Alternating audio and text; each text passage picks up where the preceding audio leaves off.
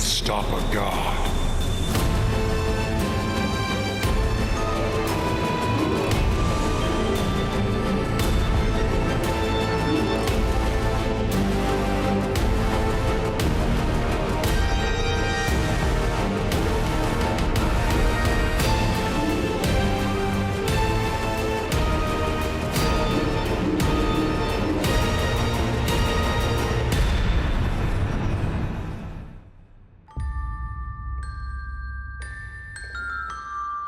Hello everybody, and welcome back one more time to Vecna, Eve of Ruin here on Dork Tales. Folks, if you're joining us for the first time, or you are tuning in to see how to run Vecna, Eve of Ruin, you are in luck, because this is a how to run session where we're going to talk about the entirety of Vecna, Eve of Ruin, as well as how to make it run better, some of its weaknesses, and some of its strengths, because we just finished a 34 episode playthrough of it that you can watch if you like actual plays. If you don't worry, you don't have to watch anything besides this episode to learn how to run it. But if you've been with us on that adventure, you'll get a few things about our trip along the way and some things that we did in our playthrough that will be fun to hear.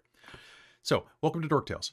My name's Kelly. I'm the Dungeon Master here. How you seeing him? And I am really excited to be going through this. It's taken us a couple of months since we finished the campaign before we were able to sit down and record this together. Our schedules are all nuts, but we're finally here, which means we finally get to put the last nail in this Lich's coffin and shunt him out into like a quasar or something, but it's going to be a lot of fun. We're going to be hopping in just a second, but before I turn it over to introduce the rest of the cast, I do want to say that this is obviously going to include spoilers. So if you are going to be playing Vecna, Eve of Ruin and you don't want any of the big spoilers, this might not be the episode for you. You can check timestamps down below if you want to try to navigate around them. We'll try to keep these spoilers limited to the sections that they are relevant for. For example, if you know the big spoiler, I'm not going to spoil it except for the chapter that is specifically named after that spoiler. If you don't know what I'm talking about, there's no spoiler in this book. Don't worry about it. But before we begin, we should probably find out who is here with us. Let's go around in a big circle, and let's start with Christine. Hey, Christine. Hello. I am Christine. I use she, her pronouns. And in this game, at least, I played Rosie Thistledrop? Thistledrop. Nice. Didn't really use her last name very much. And her sidekicks, Boom Boom and Boomette. Boom Boom and Boomette, who were the real heroes. The real MVPs. So, I wasn't here most of the time, too. It's true. Boom and Boomette were the real heroes of this, and I love them so much. I think they're on a t-shirt on our web store, but I can't remember. Next to you, we have the one and only Robin. Hello, Robin. Hi, I'm Robin. I use she, her pronouns, and so did Lyrwin, our way of the astral moon elf self, with her many, many arms and Jojo stand. And yeah, she got to punch Vecna, which was pretty cool. Punching Vecna is every girl's dream. It is. It really is. It really is. You know who else's dream it is? Chris's. It's true. I really wanted to smack Vecna with his own hand, which wasn't in the module. Unacceptable. But hi, I'm Chris. He still had one hand. He still had one hand. That's true. That's true. I'm Chris. I use he, they pronouns, and happy to be here tonight. I got to play Gaunt during this, and yeah, looking forward to seeing how this chat goes tonight, because that was a ride. It was a ride, right? But a ride. Also on the ride is Jen. I was watching you make that segue. I was like, if you had been Traz, I would have said that you were also a ride, but also on the ride is Jen. Yes, there we go. Hi, I'm Jen. I use she, her pronouns. And in this game, I played Imogen, our blender. the champion fighter. Oh, boy. And that was a ride. That was a ride. It was a ride inside of a tornado full of sharks, man. Like, that was a sharknado of damage. Sharknado. I did love her for that. Okay, so as we were saying, let's go ahead. I'm going to give you a quick rundown of what we're doing here. Aren't we missing somebody? Or somebodies? we are missing somebody. Thank you for reminding me, because I have to thank our sponsor, Bookwyrm Games. Folks, Bookwyrm Games is your place to go get dice. If you're feeling nice, go use code DorkTales on bookwormgames.com to save 15% on all of your dice and dice-related paraphernalia. You can use it to fight liches. You can use it to make friends. You can probably use it to make friends with liches. I don't know. Give it a try. But save 15% with code DorkTales.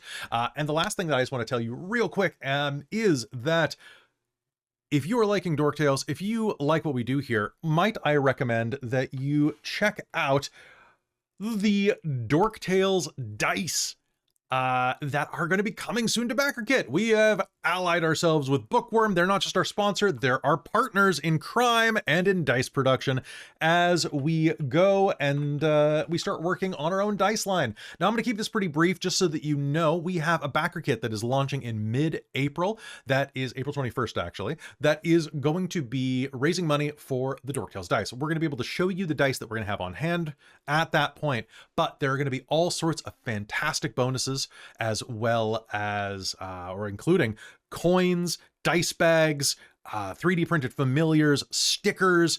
You'll also get early sign-up bonuses that will soon be revealed to you. One of which is going to be an expanded and updated version of Osric's Histories of Heroism, which is the book that I wrote with Robin to help get people amped up for Vecna Eve of Ruin. That helps you start as a level 10 character and with like new feats, new abilities, with generation tables so that you could build a backstory on why your character is level 10. Really great stuff. I'm going to add probably another 10 pages to that. And then it's going to be released potentially in print, at the very least digitally. And it's going to be absolutely fantastic. But on top of that, if you back or if you just go and sign up for the notifications, that really does help us spread the word. So please go take a look at what we're doing here. And when it comes, even if you can't afford to buy some dice, tell your friends who like dice, maybe encourage other people, share it around, because every dollar that we earn helps Dork Tales do more stuff. It keeps the lights on, it keeps us in costuming, it keeps me in pizza, and so much coffee. It's going to be fantastic, and I can't wait to show you some of the stretch goals we have for other types of dice, because if we get to my personal favorite dice set, I'm going to be so happy. Robin. Also, just to, for incentivizing to sign up on the page for pre-notifications is anything that gets updates, like renderings of the dice and things like that, it will be put there first. So, and maybe only there, we'll have to decide. But you will get updates from that page first and get to see what things are going on as we're getting things done. So that is a place to find out information. Can we put a 3D stretch goal or a 3D print stretch goal of a multi-jointed hand of Vecna that you can use to slap people with? I'm sure we could. Can you put that in the notes for Bookwyrm Michael? Hold on a second. Like, yeah, I want it with there. fingers that actually move. I have a meeting with Michael tomorrow night, so okay, I can. That sounds great. So go ahead and thank you, Bookwyrm. Thank you, Michael from Bookwyrm, and all of you kobolds over there at Bookwyrm, and everybody who goes and backs that. Seriously, go click the notify thing. We're just having people trickle in. I would love to have everybody sign up for that, even if you can't contribute. Just signing up helps. It helps for the algorithm when things helps for the algorithm. Launching. Praise Algorithmo. Algorithmo. All right, that is sponsor time. So here's the deal. We're going to talk about the big picture first. All right, so what is this module? What is it trying to be? Vecna Eve of Ruin is supposed to be the capstone of 5e. It is supposed to be the final adventure that takes advantage of all the groundwork that has been laid since 2014. It's supposed to be one part greatest hits album, one part celebration of what 5e has been as the books are moving into 2024 edition. That's a really great idea. It is absolutely fantastic. The idea of going through all of the settings, going through all of these touchstones, and going through all of these places that have resonated with your characters and with your players over the years. That is an awesome idea. Did they pull it off? I remember the hype when so good when they released it at what was the gaming convention that it was at D3 or D20 or whatever it was. It was at the Or was it it was PAX? They talked about it at PAX, if I'm not mistaken. Yeah, it was PAX, and I remember like everyone was going crazy about that on the like social media world and stuff like that. Like, people Everybody were like, wants to "Oh kick my Vecna's gosh." ass. Yeah. You know, everybody wants to. So here's the thing. Did it manage to do that? Not really. And that is the problem that I have with this book. I think that there is a lot of good stuff in this book. And through a lot of what you have seen, like if you've watched our campaign, you can see that there are a lot of places where I've struggled with the book and where we got kind of snarky. And we did complain a lot about some of the aspects of this book. I want to say overall, there are a lot of really good ideas in this. And I think that you, as a dungeon master, can retrofit this to fit your game, your play style, and you can mine this for great ideas. But going into this book, this is not a book for new DMs, because a new DM is going to run it raw. Now, I tried to run it as raw as possible so that people could kind of learn from how we did it. But if I was running this at my table off screen, if I was just doing this without any social media or YouTube presence, I would have changed so many things. And I think that you should know that going in, that there's a lot of stuff you're going to have to tweak in this to make it sing. That said, we're going to go through every chapter and tell you what is good, what is bad, and what we suggest you fix. So that's what I have to say right off the bat.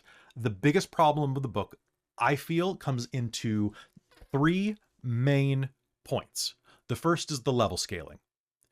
I don't think this is a level 10 through 20. I think this is a level 5 through 15 module. If you want stakes, and people, we'll talk about the final battle in a bit, but in our playthrough, you guys beat Vecna in 1 round and 1 turn. And I That was with cheated. you buffing him. Yeah. I gonna buffed say. him by 500 hit points. You technically beat him I gave him first initiative because I'm like, he's a god, he can go first. You beat him within, I think, the 2nd or 3rd player to attack him beat him. Yeah, I'm pretty sure you told me that Lyrwin, I think, by that point, because I know Well, it's I think because Rosie went first. And did a lot Rosie of went first and damage. then Gaunt went. And by Yeah. that point, they had both hit him so hard that Lyrwin managed to like take him down to 0 hit points. And then it was Imogen's turn. And I had Imogen's playing a level 20, Jen was playing a level 20 fighter with a Sunblade, a level 20 champion fighter. How many times did you crit on Vecna? Like 5 times? 6 times in 1 turn? I don't. I want to say it was like 3, It was enough. but it was enough. I mean, I action surge, so like I had so many attacks. What's a fighter critting? I mean, Imogen that's just how she rolls. That's just how she rolls. So Yeah. when we went into this, none of the players, so a little bit of background story about our game. So far we had an artificer, then we had a monk, a warlock, and a fighter. Because of that, as soon as we found out the Vecna Eve of Ruin was happening, we put together a team and decided we were going to run this. But nobody wanted to play a cleric. And we only got 4 people who were available on Friday nights. So we didn't have the option of like shoehorning someone into a cleric or a paladin role. So we created an NPC, Osric, who is the star of Osric's Histories of Heroism, this old half-elf cleric that would kind of trundle along as a DM PC, whatever. And basically he was just a heal bot for a lot of reasons. I cast maybe, I think I cast, besides Healing Word, 3 healing spells over the entire campaign. Well, because I for the think most of the most part, of we them were weren't for us.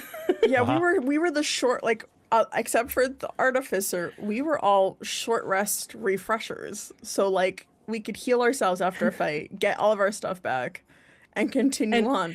So we And Gaunt didn't was need like, to "No, just heal. hurt me more." Yeah, right? Because Gaunt was basically tub thumping, he got knocked down, and then he got up again. And I'm pretty sure I had like more hit points than a tank. So You had 1.5 times the hit. Wait, how many hit points? You ended up with 300 hit points? I had over 300 hit points by the You end. had almost twice as many hit points as the final boss. right? Like, Because I think Vecna has like 180 hit points or something like that in the book. Somewhere in there. So Yeah. that is the first thing. You are vastly over leveled in this game. Vecna is, I mean, the final fight goes actually, I'll talk about that when we get there, but there is no threat. for the majority of this module, you will be going through, you'll be level 16 and going through an area with CR5 enemies. Even dozens of those is not enough to really pose a threat at that level. You have one wizard with like an AoE spell, and you're fine. So what I would suggest, and this also is better because it puts pressure on the players. That is something this module really fails at because of the nature of the level scheming. If you start everybody at like level 5, then for one, everything is way scarier. You get the reluctant hero bit. You get the, you get the Luke Skywalker angle, right? Of like the farm boy, basically, who has to like grow up and become the hero and fight Vecna, the Lich God. But it also means that no matter what, you're always slightly behind the level curve, or you are having a little bit of trouble. And having a little bit of trouble, having a little bit of struggle is what makes Dungeons and Dragons fun. Okay? It's what makes a lot of role-playing games fun, because without that conflict, there's no purpose in playing. So I would say start at level 5, maybe level 6. When you fight Vecna, he's CR 26 in the book. He is actually like CR 19. He does not have enough actions. He does not have enough power. His spell block is vastly, vastly diminished from what it should be. So if you are going to run Vecna as raw, lower the level for the group. Your players will actually thank you. I feel like that's it becomes a problem in any edition of the game when you start statting out something that's supposed to be that much more powerful, or like a deity. Like almost any game that's actually like put stats to something like that, I found has been problematic. It's fair. The challenging. So it's way too weak because they're worried about making it too strong, or it's way too strong and there's no way to scale it back. Yeah. So like making him stronger, but then adding like a lot of optional things would have, like, that this DM could use or not, if depending on how their players are struggling with it, would have been a great fix. I think that would be a great idea, because I have a fix for the final dungeon, which, remind me, it involves clones, and it makes things really cool. I thought it up in the car the other night, and I really wish I had thought about it 6 months ago. So the second main problem with this book is it is modular railroading. You are all trying to get the MacGuffin of 7 parts, all right? It's this magic wand that fixes everything, but in reality, it doesn't do anything related to the plot. It is the most frustrating thing. As you're reading the book and you're getting all hyped for it as a DM, I found out that it doesn't actually do anything worthwhile, and I almost tore my hair out. I'm like, why are we doing this then? This is pointless. It means that this entire journey has been filler, and I hate that. It feels like Scotch tape trying to hold the module together after it was broken. Real quick, I'm gonna put in our chat and the Twitch chat.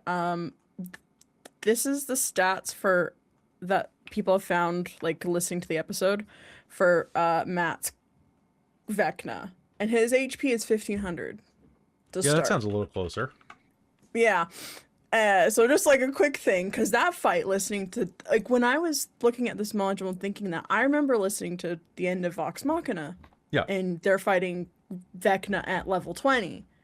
And it was a fucking hard fight and a long fight. Like 6 hours, fight. 8 hours? It was a big Something one. like that. It was a long fight. It was like a 2-parter. And, like, it was difficult for the players.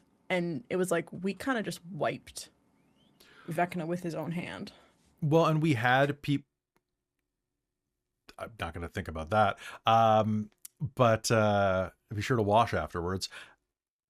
I had some comments on YouTube, actually, that were like, oh, why didn't you, I'm sad you didn't run it like Critical Role. And I'm like, well, I don't think it was built for that. I think that it would have been really difficult to offer this as a how-to, and to try to give advice if we completely changed everything. But then again, if I was doing it at my own table, maybe. And I think that that's something that, like, when you mentioned that this is not a beginner's module, I was thinking about it the other night, and I really do think that that this could be a good skeleton. Oh yeah, to customize, which is a lot of work, which is why it's not a beginner's module, for your own playgroup. Like, talking about the Rod of 7 parts being pretty much useless and Yeah. there's no attachment to it. But if instead of going to all these different places, like one of my favorites was Dragonlance, and that was heavily customized to our Dragonlance game. So there was a lot more investment, even though it's different characters going in there. And I feel like if this was kind of like a framework for you to customize to your own gaming group's history, that would have just been so much more valuable and like such a much more emotional and invested experience. I agree 100%. So yeah, like there's a lot that needs to be customized in this. And I think that the railroading and the stakes are really, really high, and the connective tissue needs work. And it's going to require the DM reinforcing that and make the players actually care about something, aside from the fact that the multiverse is where all their gold is, you know? And then the last problem is Vecna. Vecna is not in this module until the very end. His presence is kind of felt at the beginning, and then the book says... Well, just like, cult busting. We're just cult busting the entire time. But busting makes you feel good. It's true. And gathering secrets. And gathering secrets. So as you're going through this, they do say link to Vecna. So there's a portion right here on page 15 that says, once the characters are metaphysically linked to Vecna and can spend powerful secrets, their connection to the Lich God might manifest in additional ways at your discretion. For instance, the characters might periodically see mental images of Vecna weaving his ritual in the mysterious crystal-filled cave, or the characters might dream about foreboding Vecnan images, including the Lich God's unholy symbol. Okay, why? Like, I get that you're connected to him, but like, if all the character is doing is getting flashes of Vecna, like taking a crap and reading the newspaper, like what's the point? It's the Stranger Things, right? They're trying to will it, where he just gets every once in a while, showing that you're connected to Vecna. But the thing is, Vecna's only doing two things. Like, he's only crafting his ritual, and okay, he's only doing one thing. like he's and being creepy. He's just being creepy. Thing. He's just walking around being like, oh, like being sad he's down a hand. Like that's so, but there's no meat to that. So Vecna is a very weak antagonist in this. And I mean that his stats are weak, but also he does not have very much connection to the player, which is weird because they have a full connection with him. So when you were writing this, when you were taking this book into your own hands, start thinking about how to make it personal. Think about what Vecna can do to them, or maybe I would have really liked this if Vecna's presence or link to them was like doing something to them, making them eviler. Or, yeah, Chris, what do you got? Yeah, or taking something. Well, he's got secrets, right? So maybe they start losing things. Or losing things that are important to them. Losing memories or something. Your own secrets. And being aware of it. Like watching them kind of like siphon off, which also Vecna starts becoming aware of that too, right? Which you don't want Vecna going after your secrets. You don't want this guy being aware and having an emotional connection to your own family, like, and being like, what the hell's going on here? This is like, I feel like it's a connection. It should work both ways. And that might also be a way to possibly buff Vecna up a little. 100%. Well, what if you Marty McFly? What if you're Marty McFly? Like, the longer like you start fading out of existence, he's siphoning your energy. Which would up the stakes too. He's like, oh, hey, batteries. For some reason, we have 12 batteries in our room. Yeah, absolutely. Weird. You know what's really funny? Quick aside. If you watch the end of Stranger Things, the final battle in Stranger Things, if you watch our episode, the fight in our game takes less time than the 10 minutes that is the final battle in Stranger Things. I just think that's funny. Like, if you play the two videos side by side, ours is, I think, shorter, which is sad. So also, the other thing that we're going to touch on in Vecna's chapter is that Vecna has really unclear abilities. And that is a major problem as we get into the final battle, because Christine and Robin know something about the final fight that I learned yesterday from a YouTube comment thread of someone who popped into our YouTube and left us a bunch of comments of like, oh, why didn't you do this thing right? or raw, I guess. And I was like, well, I did. And they're like, no, you didn't read between the lines on these things. And I was like, oh, balls. Whoa, that would be weird. But we'll touch on that. All right. So here's the deal. If you're not watching the rest of the video from this point on, if you don't have like the 2 hours to watch this video, here are the quick fixes I'm going to tell you right now. Number 1, make it level 5 to 15. Number 2, greater connective tissue between the entries.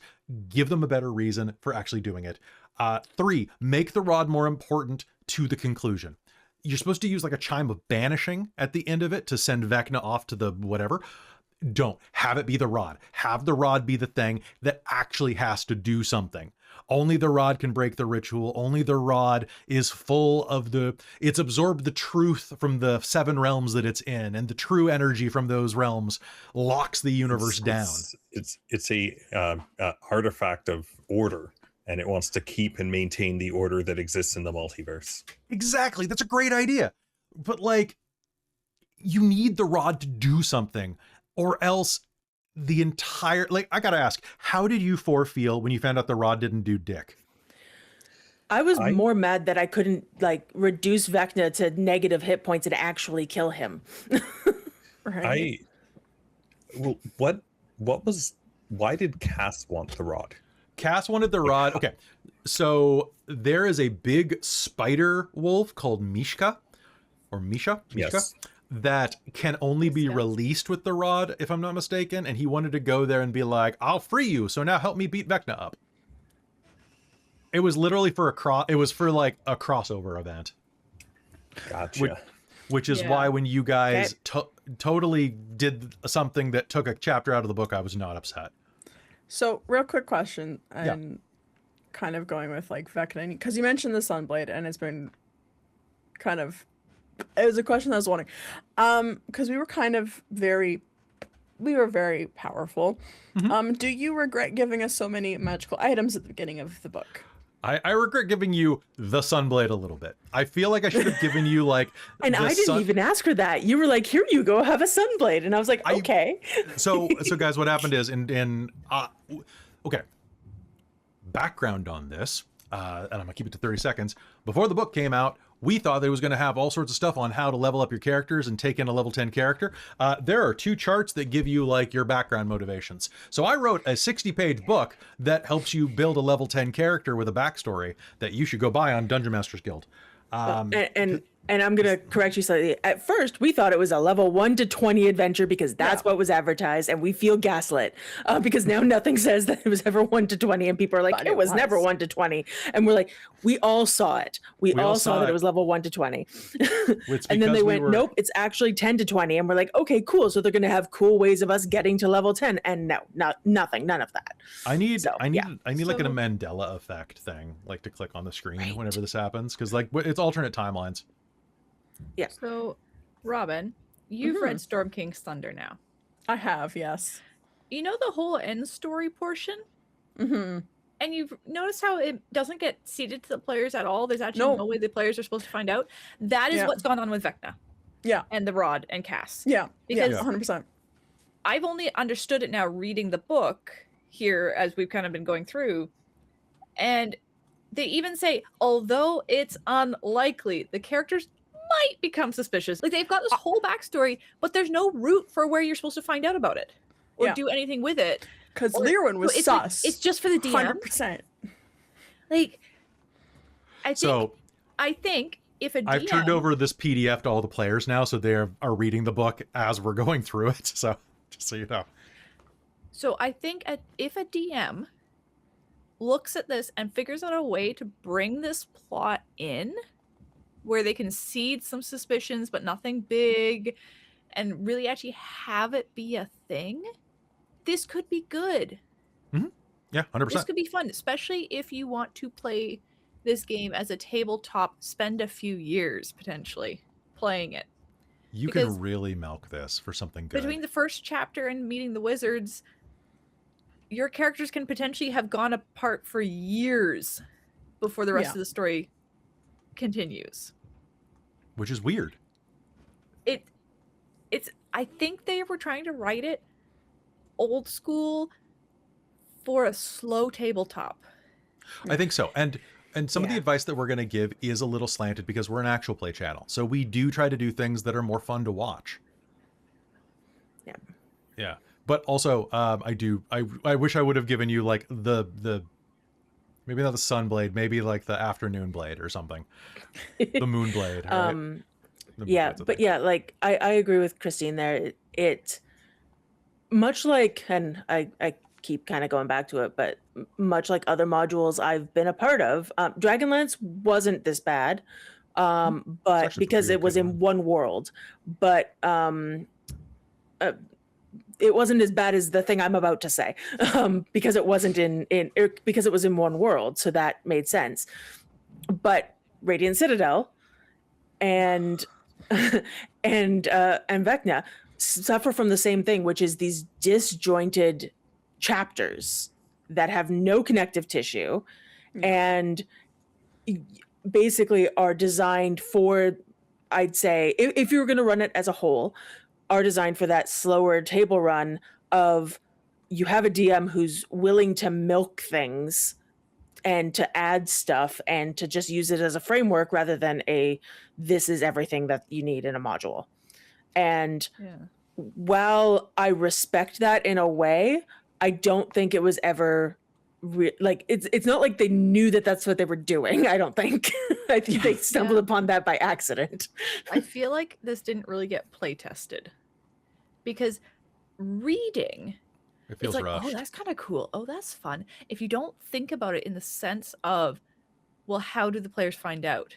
They don't know any of this. So how now- would they know this? Now that you're reading it, Christine, are you seeing why I like before games sometimes I would just be like, I don't know, man. Well, but like at first glance, I think so.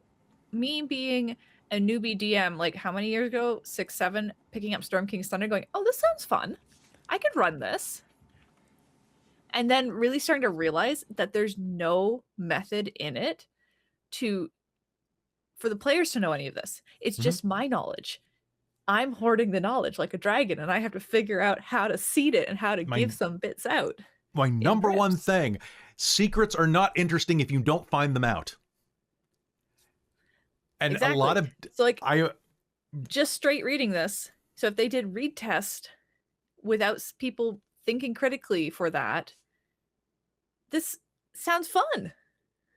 Until you start thinking, wait, I'm the only one who knows that. And there are a lot of times in this where you will jump in and you'll start running. You've read the chapter 3 times, and then you will go, oh, I forgot that we have, it's the equivalent of like, oh, I forgot that I have to, I don't know, feed dogs or something. Like, I don't know what I'm saying here, but like there's something very pivotal to the foundation of that they didn't think through, and you're halfway through running it before you realize that you don't have anything underneath your feet. I think I've realized what one of the issues we're trying to describe is, and it's that it's the unreliable narrator, but it's the people writing the book for us is the unreliable narrator. So they're like, here's all this information. And you're like, well, how do we use that? And they're like, I don't know.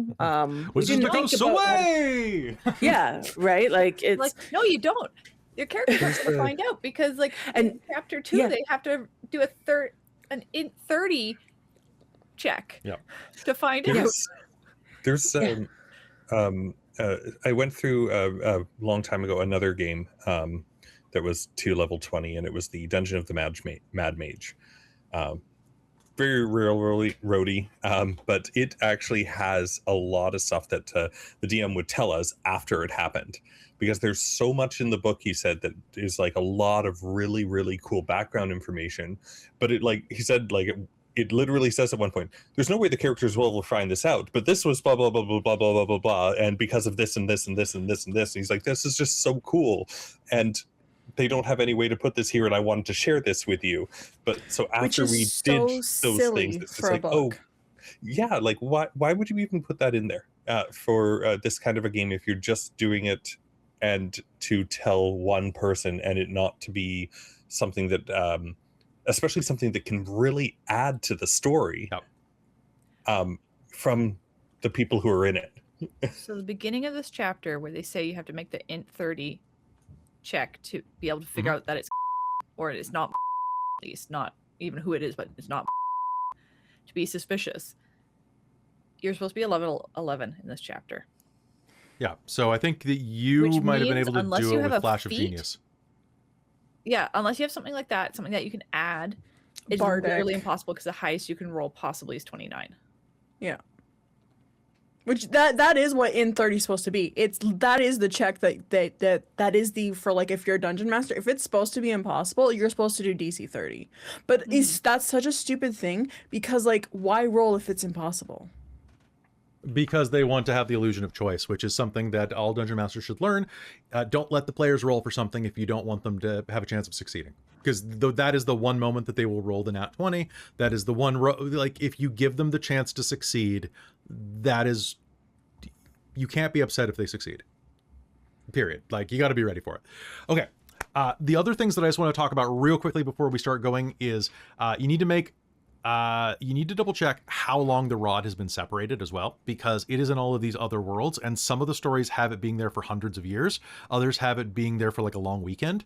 And you kind of, I don't know, it helps if you know that. We also had a question from Dr. Avon on our Discord that asked if I think the MacGuffin hunt is worth it, and what do you think would be a better framework for the module? I think the MacGuffin hunt is worth it if the MacGuffin does something.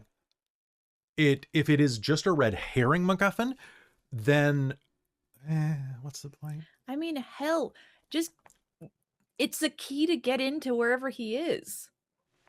Simple as that. That works. Sure, yeah, or you have can't to find connect him them all without in it. order to unlock the rift that gets you into the realm he's in and he's doing his hidden work in.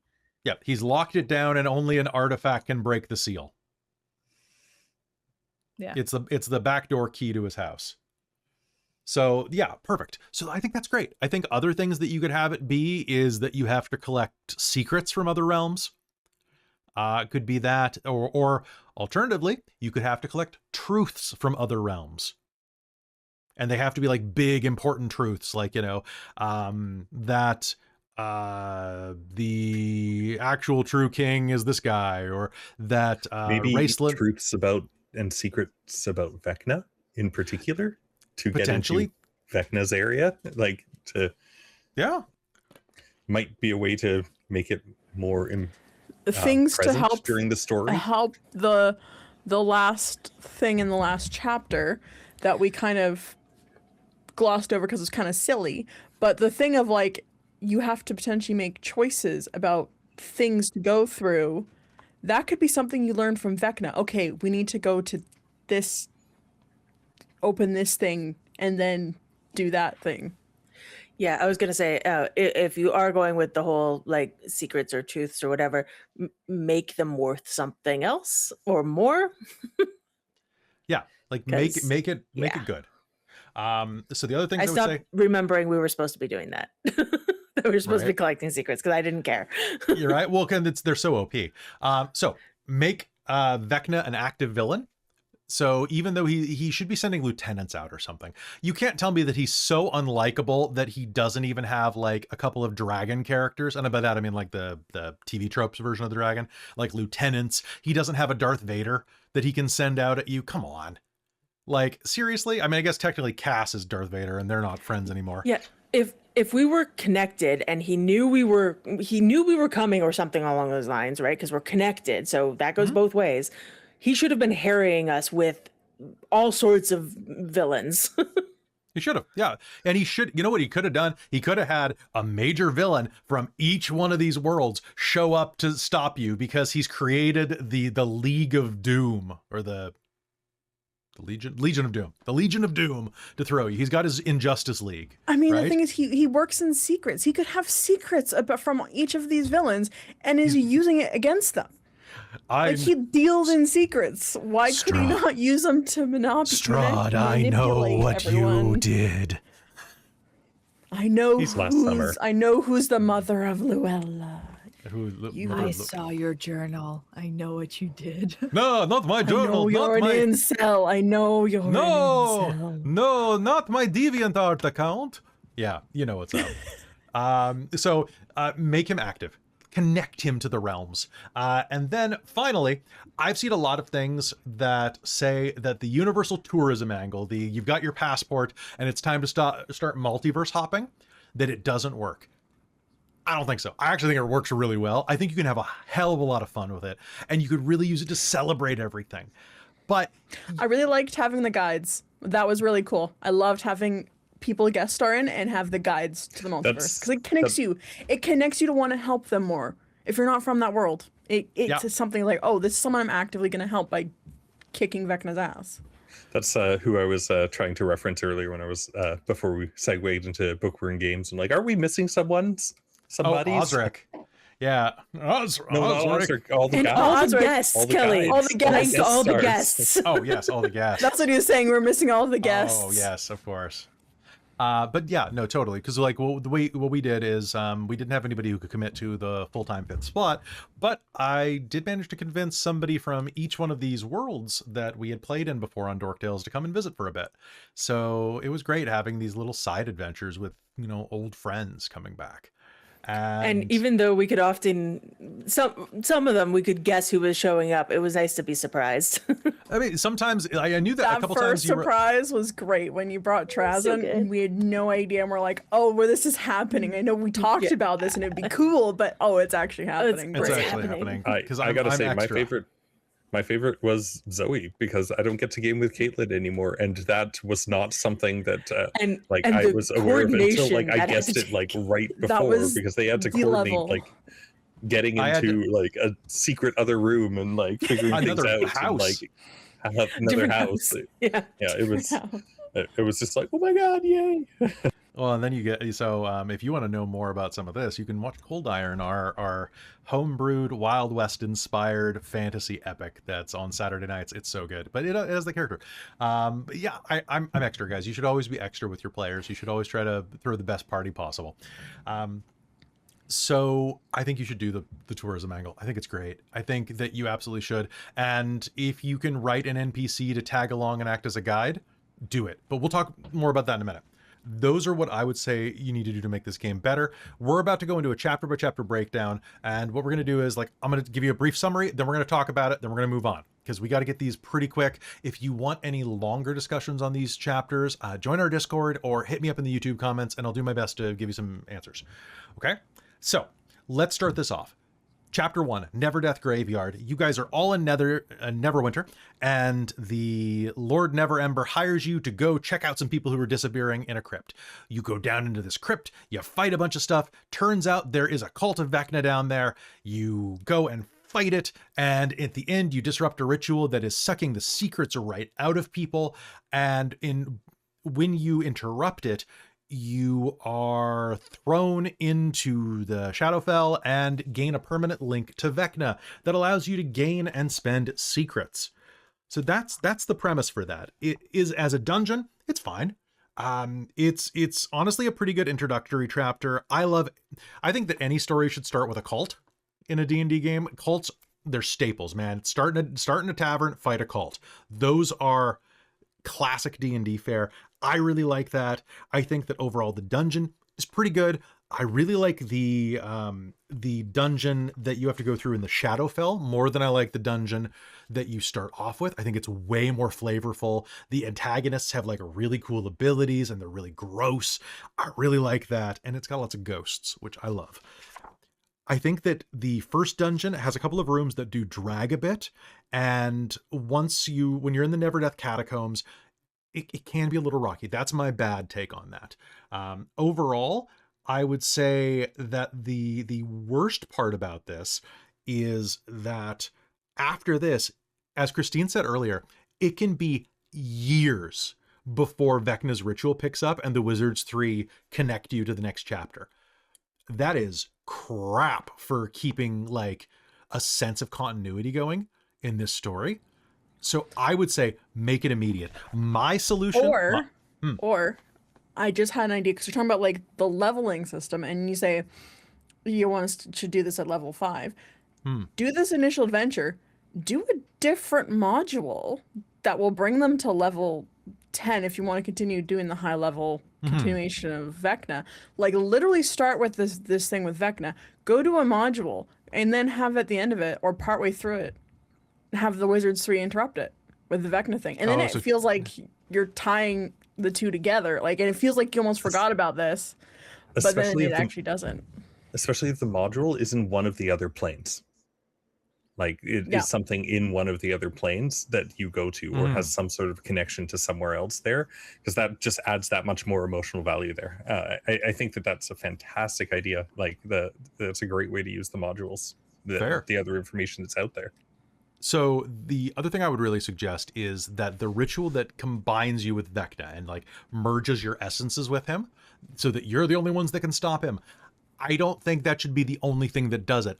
I think that if you are going to make it immediately feeding into the Wizards 3, the Wizards 3 wish spell should be send us away to defeat Vecna, and then you happen to strike Vecna's balls at the same time, and then you get the wish spell is what binds you to it. So even though it's a half-baked wish spell because of some plot things that we'll get to in the future, you should be connected with it. Now, I would say that the Wizard's Wish should be tied into that somehow. That's how I would fix it personally, or make it combined with like all of the above. What do you guys think? What did you like about this? What didn't work? What worked? What if, along the same lines earlier, talking about the connection being more thing, the characters are slowly losing themselves to Vecna? That's fair. Because like if you do take some downtime between the two. Yeah, like these parts of them like start drifting off and away or being replaced. I know that would be a hard thing to do with the game, but well, I don't actually think so. I think that you could have permanent stat drain be a mechanic in this, so long as it is slow, because if you want to keep things on the 10 to 20 train, if you're still level 10 to 20 and it's like, oh no, your constitution goes down by 1 now, then it actually is like you are super powered, but you're also slowly being depowered at the same time. So that could be a decent threat while still giving the players a lot of power. Or having your hit dice, like, instead of like you regain half hit dice on a long rest, you gain 3 or like a quarter or a third, and it keeps going down. So you lose your ability to get better after in short time. You have to like Vecna's a disease. Yeah, Vecna. Except without calling it that because monks. That's true. Yeah, without calling it that because monks. Vecna's a disease, and I have the cure. I'm immune to Vecna. Did you reminder to go get your vaccines for HPV Vecna?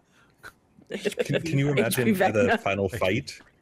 If Vecna was using things from our characters, like, can you imagine if, like, while we were fighting Vecna, we just saw an image of Imogen flash over top of Vecna, and it used action surge, and then like a part of Imogen and Lurwyn, and then like stunning striked her like with action surge. That'd be sick. Gross. Can you imagine if an image of Boom Boom flashed over Vecna? We'd be dead. No. We would have died. We just TPK. TPK. TPK. What I was gonna say is I don't remember that first chapter very well. I don't remember most of this module. That's both a memory thing and an indictment of this module. But I remember Imogen, but I do just remember that first chapter being extremely railroady. Like, Kelly, you did your best with it, but it was very like here's some stuff, and also you better do it or you're not going to join the rest of the module kind of idea, right? Like, look, you're getting on the train or you're not. That's the call right there. Right. But it's like there wasn't a lot of room for, and I mean, I say this as a primarily WoD player, right? World of Darkness player, where I'm used to being able to fight against the railroading, but then also just eventually go along with it. But there weren't a lot of reasons to. Yeah, and this one, it's like, I'm going to pay you to do a thing. And it's like, okay. Which was fine for Imogen because I just made her kind of drunk and mercenary. And so I was like, she's just going to go along with stuff. That's fine. But then it was kind of like, then we got into the whole, you were saving the world, and I'm like, why? Like, you're not giving me a great reason to. Because all your stuff is there. I don't have any stuff. I left it in the void. Okay, so Right. Does anybody else have anything to say about chapter 1 before we go into chapter 2? I did enjoy the little dungeon. The little dungeon, like the second one. That was fun. Like the one where you're fighting the cult people, and we came across the water dude, and like the weird little puzzle of like gears and Yeah, that pipes was and fun. stuff. Yeah. Like Yeah. I enjoyed that. Yeah, was it a was a very cute good little dungeon. dungeon. Yeah, it was a good dungeon. And having just read the into overall that setup. in that dungeon, I'm kind of sad that we didn't spend more time exploring it. But we were Yeah, thinking 'cause you- time crunch. A bunch of people got sacrificed because you didn't explore it more. Yeah, right. And there was a harp that we could have pulled out of a grate in the floor that had a Oh, trap. yep. Christine's and looking at some all the notes. loot. And I'm just like, And- I like those silly little puzzles though, where you look for and actually see a Yeah. trap. Yeah. Yeah, I also, just as an aside, I feel like there was both a false sense of urgency in this module of like, you gotta save the world, you gotta stop the ritual, while also not giving any urgency. So we felt like we had to rush through these things, but also, Why aren't you You looking around didn't. and enjoying it, Jen? Why aren't you Yeah, looking right? around? Because you said why the aren't we house is looting on all the fire. rooms? And I think that's also a little bit too, like, the module gave that false sense thing, and that's also the thing with like doing an actual play It's live true, stream yeah. is you Yeah. can't do 6 episodes. I mean, you can, but people might get bored of 6 episodes of a dungeon crawl. Yeah. So it's like Or 6 you know, we episodes gotta of shopping. Yeah, exactly. So it's like But yeah, the gotta dungeon keep things itself was moving. good. Yeah. Chris, do you have one? I did like the dungeon. It was it definitely did, like, there being regular zombies there. Felt like, okay, we are high level adventurers. The zombies were not a threat, kind of thing. And that was like, I thought that was a good way to kind of set the tone, but there were still things in there that were what's the right word? It wasn't like super challenging, but it was still like, okay, all right, I feel like it set a good example of where we should have been, and like for, I'm not sure what I'm trying to say. That's The okay. tutorial. It was a good tutorial moment was a where tutorial Yeah, level. you're going Yes, through the. It was a good I'm gonna say it was a good tutorial. It wasn't terribly great for setting up the rest of the module. So what's And really like, funny chapter about this, 2 really seems like the actual setup, but then it's like, why do you have chapter 1? because it's a Yeah. prologue and they have to link you to something, right? I mean, you can just jump into chapter 2 having the wish spell have summoned you, and that's what's linked you to Vecna.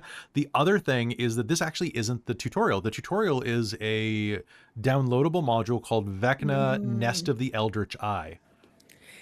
Yes, we're Which- not saying this was the tutorial. We're saying it was a good tutorial. No, but I think it's funny that this is the tutorial for this module, but the tutorial for this module is actually another tutorial in a different. Yeah. Like, it's like, you can see my problem with how disjointed this is. But I enjoyed it. I thought this part was good. So from there, we go to chapter 2. And in chapter 2, the way that it works is you are summoned by the Wizards 3. That is Illustrial Silverhand, Mordenkainen, and Tasha.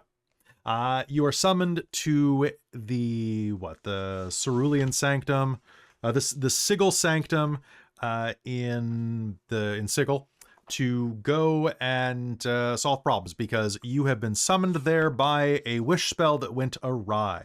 The archmages have tried to cast a wish spell that has gone awry to stop Vecna's progress, and you have been summoned instead.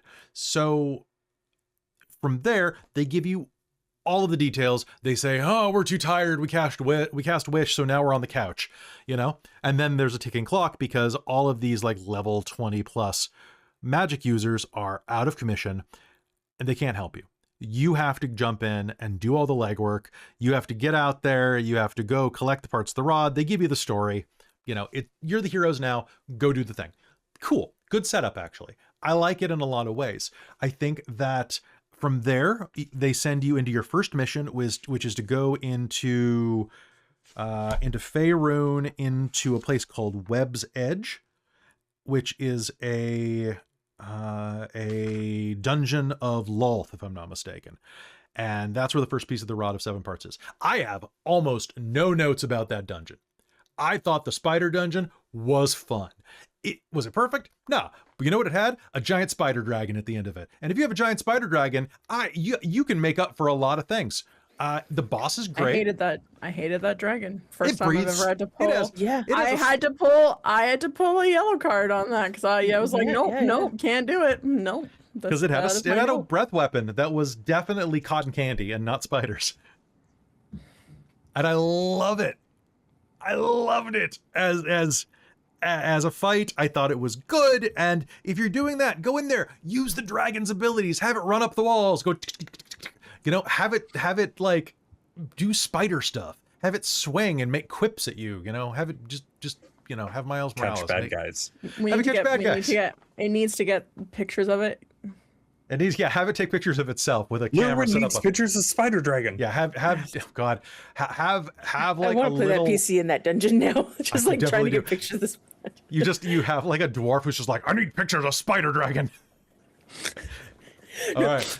There's just a dwarf caught in the web that's like, get me pictures of Spider Dragon as he's like trying not to die. I need proof for my insurance. Okay, so the bad parts of this chapter, the Wizards 3 are hella sus, and this is going to be a constant issue throughout the module, that as you are running this as a DM, your players are going to be like, why can't they help us more than this? Why can't they help us more than this? And you have to be like, they cast Wish. And you're like, great. They're also billionaires with 100,000 plus 10 magic swords. Can we have, instead of just like, oh, Right? you can go into their bookcase and they'll give you one magic item each at a time. Oh, gee, thanks. At You a being time. stingy at a time. You Like, being the stingy entire bastards. multiverse, including all your stuff, is about to disappear, is destroyed, and you're like, you can have one. One. One. Not even one Don't of the be most powerful greedy. ones. Don't be One. greedy. And like, I You get have a that health you potion. can't Good luck. have that for a game. Absolutely get that you can't have that for a game. Like that, like having access to everything. I mean, like, look what happened with the Sunblade, like as an example. However, like, there needs to be a pretty good explanation for that. Have the Sanctum mostly destroyed and all the magic items shunted into the Astral Sea. You can get as many as you can grab, but they're all Yeah. floating away.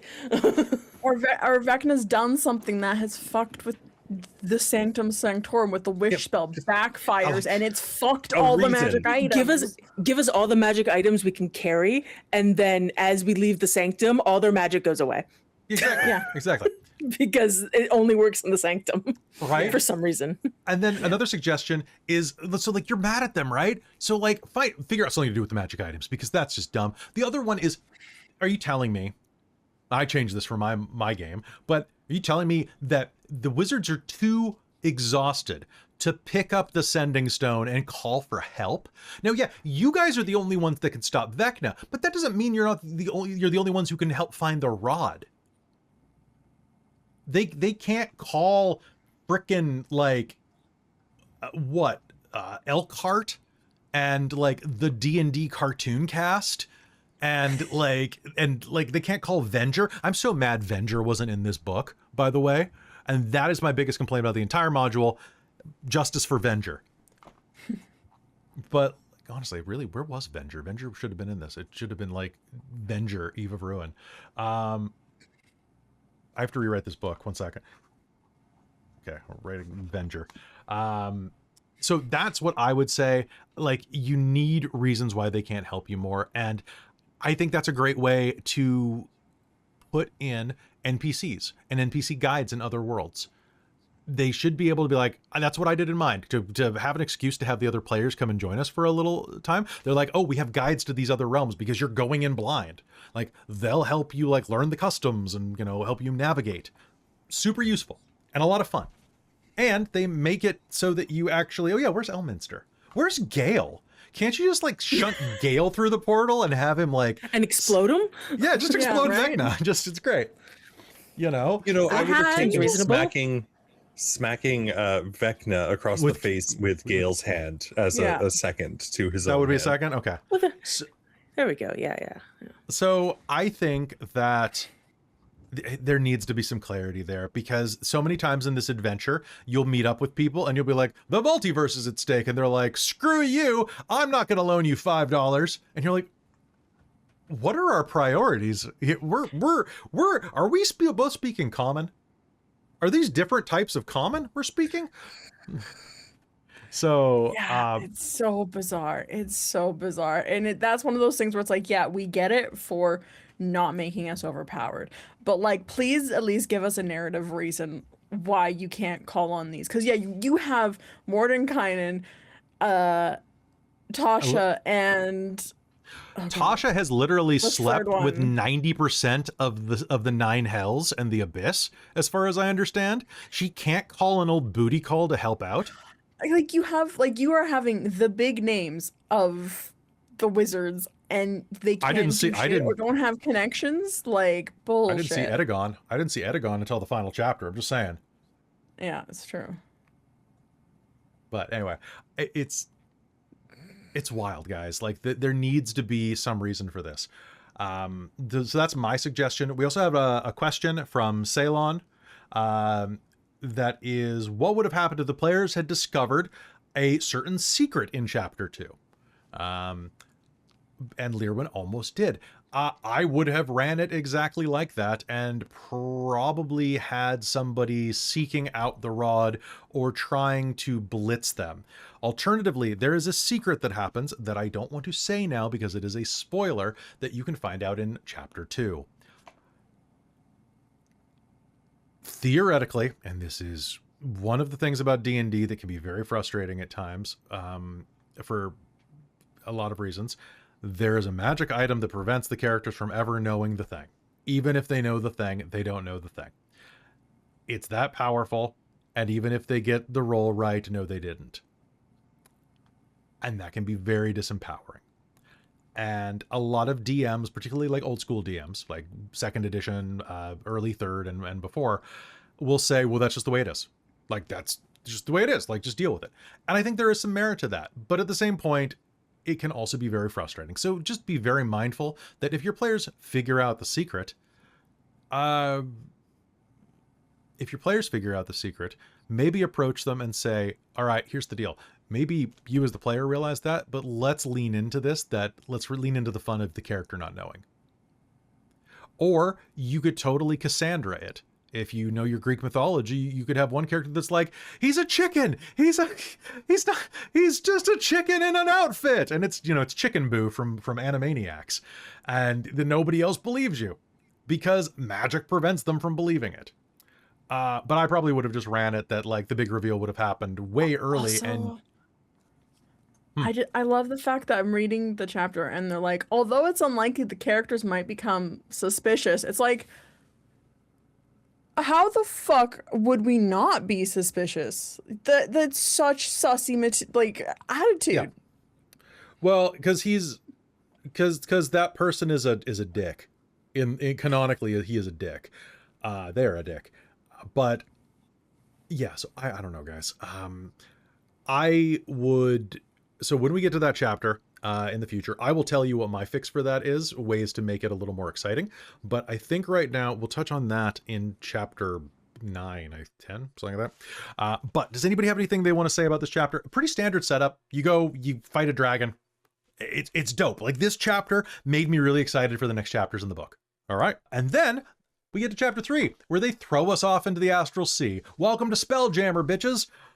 I love Spelljammer because it doesn't make any damn sense. It is stupid. It is a dumb setting, and I mean that with all the love. Okay? There are spaceships, there are pirate ships that fly through space. There's magic that doesn't really make sense, but there's also like giant planet-sized monsters that will eat you. There are antagonists that you will fight that are people that gain additional armor based on how big their ego is. Like, I love it. It's a lot of fun. It's got like a lot of cool vibes to it. Okay. In this one, you go out into the Guardians of the Galaxy and you go into the Astral Sea and find that it is at this place called the Wreck of the Lambent Zenith, which there is a dead god that is all turned inside out. It's all gory and gross, and this ship has crashed on it. It is in 3 major sections, and all of the people aboard have kind of been trapped there for an indeterminate amount of time, at least a few weeks, if not years, because time passes really weird in the Astral Sea. You don't have to really eat or drink or sleep or anything like that. And what you have to do there is basically go from place to place, figuring out where the rod piece is, and try to figure out like what happened and so on. While the entire time there is a Slod that is hiding in human form and is slowly killing and corrupting people and like sealing memories away and doing cool stuff. It is a really cool setup. I enjoyed the hell out of it. No notes to how good this is. I think that like it's a crashed pirate / merchant ship on a dead god, and you're going around solving a mystery that is based on like The Thing. This is great. This gives me hope for the rest of the module. The bad thing about this is that the spell jamming stuff can be a little confusing, and by that I mean that like Spelljammer is a little weird, and like learning things about the Astral Sea and the way the mechanics work can be a little difficult to impart to the players in an organic fashion through play. You know, trying to teach them how like floating through the Astral Sea works, it can be a little bit of an awkward narrative. Not a huge issue. The wreck itself is confusing a little bit because of timeline issues, thinking like, when did this happen? When did this happen? When did this person arrive? When did this person vanish? And so on. There's also a lot of NPCs there, and there's a lot of question as to why some of these NPCs are fairly powerful, or at least decent enough. They should be able to make it from one part of the wreck to the other, even though there are some floating evil lamprey things, or Gafangafish, as we called them in the Homestar Runner days. They shouldn't be as separated as they are. But whatever, you can hand wave that. A little bit of logic and consistency is the worst thing in this chapter, in my opinion. And my suggestion is have fun. This is a good one. I don't have anything else to say about this that I remember. Do you guys? Like, I like this one a lot, because we got to have both Imogen failing at intelligence and becoming a cannonball, where I tried to dare you to kill me. And I still couldn't. You still couldn't. I was like, oh, I'm just gonna aim for the ship. And then also like therapy time with what's his name? That was fun. Right? Figaro. Yeah. No, it was a lot of fun. I wish we could have spent a bit more time there, because it was a really interesting part of the module.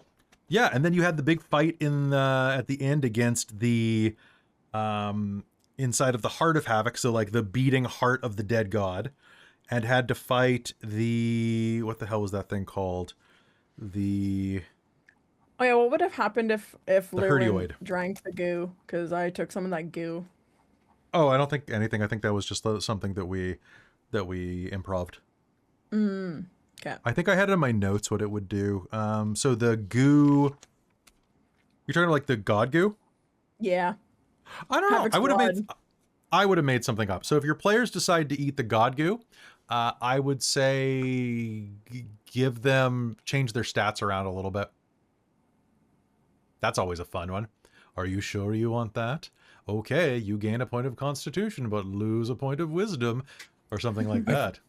I forget. Did it say what the god was?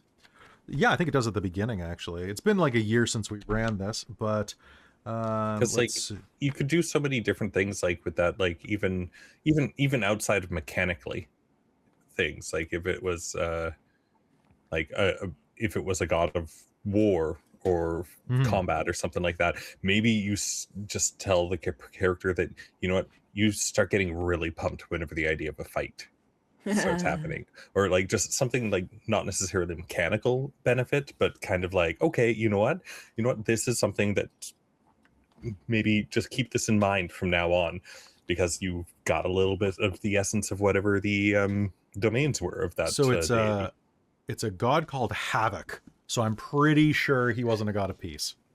Nope, fair. So I will say there is one minor thing I would suggest about this one, and that is the ward sigils that you have to undo to like unlock portions of the ship. it's a little weak. It's that part is a little hard to explain to your players when they're like, well, what do you mean? How do I unlock the thing? And like the ways to see them are sometimes difficult unless they're using like the secrets abilities or the daily abilities to see invisibility and things like that. So just beware of that. That's my minor complaint. Did anybody else have anything else they wanted to say about this one?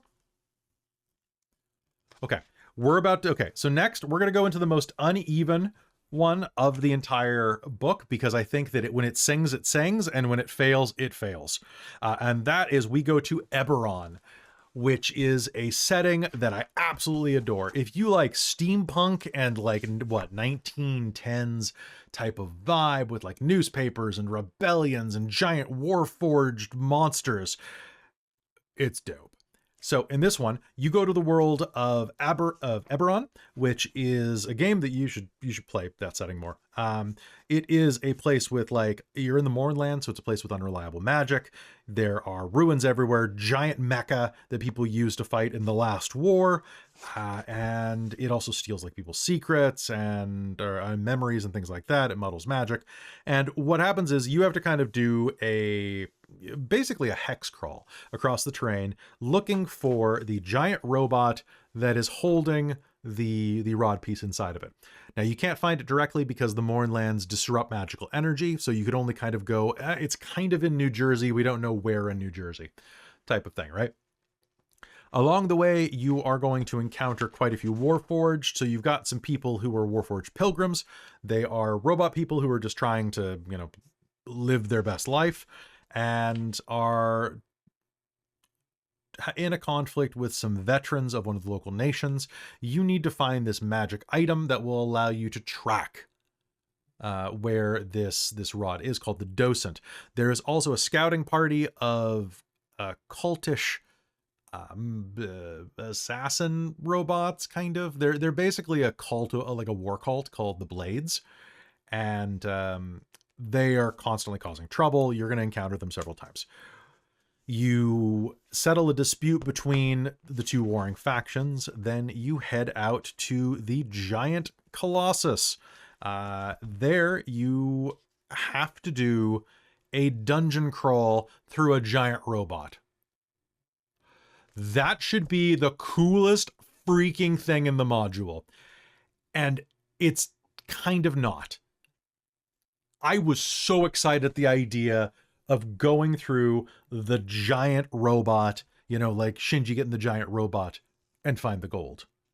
I think it could have been way cooler than it did. You basically, you go and you find that it's this giant robot that has been collapsed into the side of a mountain. Some of the stuff involving the force field around the giant robot that you have to break is kind of vague. Watch out for that. That's one of my bits of advice. And along the way, you will constantly be fighting the Blade equivalent of Team Rocket, who are going to come and they fight you a couple times and they run away, and then you fight them again, they kind of run away, and they're kind of weak. And then the final fight is against. And then Lirwin chases them because she can move real fast. Yeah. When they're supposed to run away and not be killed, I have to want to run away, but then it's See, I would love it if you went and looked at what they say there with them like saying that they get away, and I'm like, how they can't teleport. They've got a movement speed of 30, of 50. Yeah, Lirwin, I think at that 12th level, I at least have a movement speed of like 40 or 50 feet, and then I can dash and then step of the wind. It's like, yeah, I can do 120 feet in a round. Spelljammer was so flavorful that you didn't really notice. But in this one, this is the moment where you look down at Glaive, the CR11 captain of the Warforged Blades, and you go, oh, CR11. And then you go, wait, hold on, this is chapter 4. The players are level 14? 15 at this point? And then it's not a fight anymore. Even at the end where you're up against, 5 Shield Guardians or something, it's like... So many Shield Guardians. I hate Shield Guardians so much. It's not much of a fight. I think that the conflicts are really weak. A lot of them I liked we had to be creative of how to get up the giant robot. Like, I think Gaunt You used his like one of his warlock spells to make him and Osric fly, and then like Lirwin was able Yep. to jump, and like Rosie I think had boots of flying or something at that point. So it was interesting that it was creative, and I liked the vertical aspect because again D&D is usually very much like 2D battlefield kind of vibes, but this felt very much like we are going like Yeah, there's the another whole 3D dimension. aspect. I think the 3D robot aspect chess.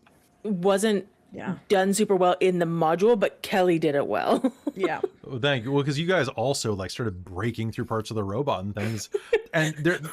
Literally, I didn't know. Well, here's a tip for people running games in D&D 5e. Developers, and 2024 probably, developers don't think that walls can be broken, it seems. So when they're writing this, it's something like I've written several modules. I've written several modules myself, and I often forget the fact that these are players that can blow holes in just damn near anything. Why wouldn't they just tunnel through the wall if there's a locked door? Or kick the Especially door when in? there's so many spells that will let you do that. Yeah. Stone to flesh. Like, I'm going to make a door. out And of lunch. flesh. Move Earth. Move Earth. Yeah. Move girth. So what I would say, ways that I would change this, some things that I would suggest. Make everything more dangerous. Have the group of blades be bigger. Hell, throw in the Lord of Blades himself if you really want to. He's a big, scary dude. Have one of his lieutenants. Basically just reskin him a couple levels down so that the players can actually beat him. You know? Have something again, more important. going for the, like, Vecna should recruit the villains of each Yeah. plane think so. to fuck up the heroes that are trying to stop him. So yeah, 'Cause- we'll have the Lord of Blades or a lieutenant because Vecna's ordered it, kind of Absolutely. thing. And because like the Lord of Blades is only, according to the wiki, CR18. You guys are CR14. Anything 5 levels above you is a good fight in 5e. It won't be an easy fight, but it will be a fun one. You don't even have to beat him. You just have to fight him to the point where he realizes that this is not worth it, Yeah. which is just I think that's great. I think that's a kind of issue with D&D in general is that except for like modules like Witchlight, the option for non-lethal combat or that the villains are going to be like, yeah, no, this is not worth my time. Fucking have the rod, whatever. Yeah. I'll tell Vecna I did my best kind of thing. Yeah, that's I think Strahd the coded. D&D, yeah, it's very Strahd coded. You know, fuck But it's this. just like- ugh. It's just like let's have a challenging fight, and then when the DM feels like either the players are winning or that if they have the like if they're overpowering or something like that, be like, oh yeah, no, Vecna just want me to weaken you, not kill you, and deter you from the rod kind of thing, but not be afraid to have like a partial fight, not have to go to completion of getting them to 0 HP. God damn it, Chris. Chris just told me in the private chat, the Lord of Blades is not immune to stun.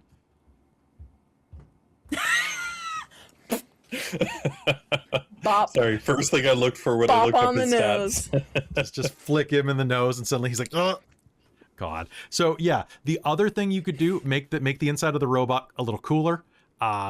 Give them some lasers. Here's a fun trick. Lasers are +1 magic bows that are reskinned. But your player gets to say, I have a laser. How cool is that? You can also give them the futuristic weapons from the DMG, but like, give your player something cool. One of my favorite things that has never come up in one of my homebrew games is that my friend Kat went and raided a spacesuit, and all it is mithril armor. It just counts as mithril, but it's a jumpsuit, like it's a Star Trek uniform. She loves it. I think she wears it under all of her clothes. In real life, no. But like, just give the player some flavor. Alternatively, have you considered a giant robot fight where you have to use this to power up another, like you have to power up Lander of the Colossus and use it to fight another giant robot that has been awakened? Consider that. Give the players set pieces. Let them have fun with the setting. Let them feel like the badasses that they are and make the story bigger, because this is literally a multiverse spanning event. It should feel big. Let it feel big. Does anybody else have anything to say about this one? So yeah, I love Eberron. Eberron's So one of good. my absolute favorite campaign settings.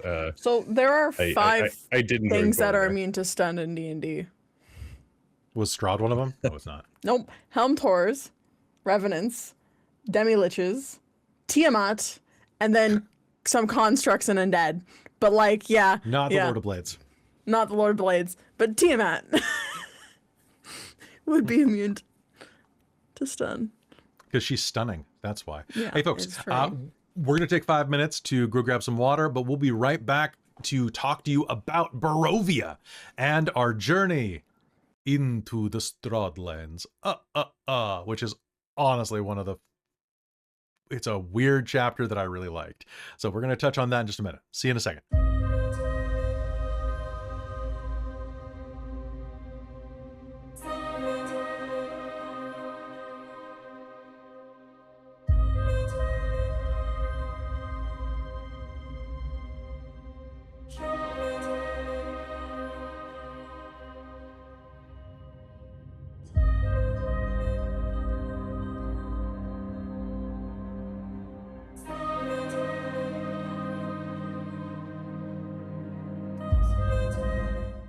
All right, hello folks, welcome back. All right, so let's go to Barovia. Hey folks, we land in Barovia, and it's time to go back to the Death House, our favorite Verbo rental in Barovia. So, Death hey, House. Death House, Death House, Death House, Dead House. Death House. God damn it! Now I want a Family Guy like Ravenloft crossover. Oh my god. With Stewie as Strahd. You could make Can you it imagine happen. that? You could make it happen. It's Count Strahd. Hello, Brian. Blah. Bleh. Brain. Either that or Strahd is the old pervert guy. Herbert. Yeah. You get in my castle. Anyway, hi guys, welcome back. I'm gonna have to get Cal to do that. But welcome. So we go to Barovia. It's a domain of dread. You guys know Strahd. The whole thing is that you arrive in Barovia and then you meet with a member of the Almist Inquisition, one Sarusandra Alistair. Who? Yes, exactly. From Dies there, a lot? she does. She's not supposed to die even once. Oh but yeah, she that sure, one. She sure does die a lot. Just like, So- who is that? Oh yeah. Oh, I'm dies pretty a lot, sure right? most of the healing spells Osric ever cast were to keep her alive. Yeah. Absolutely. Tried so hard to keep her alive. Actually, Until the end, and then we were like, eh. Then she died. She just died, man. So here's the deal. She's an inquisitor. She is inquiring. She wants to go and steal, or she wants to retrieve the rod from this cult. It's the cult in the basement of the Death House. If you've played Death House, you know this cult. They're always there. That's what they do. So you have to go into the Death House. And once you're in the Death House, you have to go and stop this cult, get the rod, and then some things happen. It ends with Strahd showing up. And of course, once you're in the Death House, you're stuck in the Death House until the Death House releases you. You fight Strahd, or you don't, and so on. So there's some good parts about this. For one, it's iconic. It's the Death House. Okay, I did not love running Curse of Strahd personally, but there are some things in Curse of Strahd that are iconic, man, and they're fun. And it's even if the entirety of Curse of Strahd can sometimes feel like a slog, it has so many memorable moments that it's classic. You know, it's Curse of Strahd is one of those games where it kind of feels like an old like 80s movie that you fast forward through the parts you don't like to get to the parts that you've watched a million times. Like that's what Curse of Strahd feels like to me. And the Death House is a major part of that, and it's a lot of fun. Plus, Wait, you get can we Strahd. get the Death Note and write Vecna's name in it? He's already dead. It wouldn't work. Maybe he comes back to Oh, life, okay. and then he's just that dishy guy at brunch. So we'll touch on that in the closing. Here's my problems with this, okay? Actually, one more good thing. The cultists, the cultists that you have to face, you eventually will fight these priests of Ozzibus, And they are great because they keep coming back to life until they die in a very specific way. And they're not just zombies. They're clever antagonists. They're fun. And there's something great about people just coming back to life and you having to figure out how to kill them. I think that's fun. So long as your players have a way to actually take them out, perfect. And don't have a sunblade. And don't have a sunblade. Yeah, obviously the sunblade is the asterisk in everything. So here are the bad parts. Okay, it relies on the NPC for the entire plot. Now, I think that you should have guest NPCs to guide people. I don't think, and I mean this legitimately, she is a major component of the plot, so much so that even if she decides like not to join your party and rushes on ahead of you, and then you keep meeting her as she triggers these. So the characters will occasionally reunite with Sarusanda as they explore the death house. Each time you roll this result on the encounters table, I love me an encounters table, run one of the events in following orders. So the first one is she got beat up real hard and needs help as one of these cultists comes back to life and tries to kill her. The second is that she's doing a seance and the skull becomes a flame skull. And then the last one, she's having a crisis of faith right before Strahd shows up. I don't think she survived to that one because I think the flame skull immolated her. So that sucked. Because here's the deal. At the end of it, I would like everyone to please turn to page 109. So facing Strahd. So Strahd shows up. If the characters attempt to leave the death house at any time, they can't attempt to leave at any time. If they haven't yet faced Strahd, the mists return them. Okay. Strahd shows up, and if Sarusanda hasn't rejoined the characters, run the Crisis of Faith, and then have Strahd show up. After he arrives, Strahd waits for them in the main hall. He's accompanied by 2 vampire spawn. If the characters don't intend to return to the main hall, he and his minions wait for them in another room that is relevant. Good writing in a module there. Have the villain be able to teleport where you need him. Perfect. When Strahd encounters the characters, he can be swayed by Sarusanda. If Sarusanda is with the party, Strahd regards the Almost Inquisitioner with grave respect and allows her to leave the house, but only if she does so immediately and never returns. She is such a big deal that he's just fine letting her go. Strahd never does this. It's so weird because I know Strahd is lawful evil and he's got a code and all of this, but like, it just felt weird to me, man. Like, he's like, oh, you're a big deal. I don't want to mess with you. You may leave, but don't ever come back to this, to my Verbo rental. And yet one explosion killed her? Like, that seems weird. Yeah. So like I think you should seed some more things. Maybe he has a blood pact with like her dead father or something like that. That's kind of weird. And she keeps dying. Here's some suggestions. Strahd could be more of a nuanced threat. He could keep hounding you throughout the house for fun, because that's what Strahd does. He likes to play cat and mouse, okay? And you're in his Airbnb. You might as well get poked and prodded. Number 2, he doesn't necessarily like the cult in the basement that much. There are lots of cults that worship him. He doesn't care about them. He's Strahd. He can always make more. It's so easy to resurrect Barovians. He's been doing it for thousands of years. Hundreds of thousands of years, maybe. Who knows? He could be a potential ally against Vecna. Hell, I would say have some fun with it. Barovia is such a flavorful setting. Maybe they're invited back to Ravenloft Castle at the end of it, and he has the rod piece that he offers you over a meal, and maybe some vampirism. You know? And I just noticed someone left a note in there about Strahd's rod. As a treat.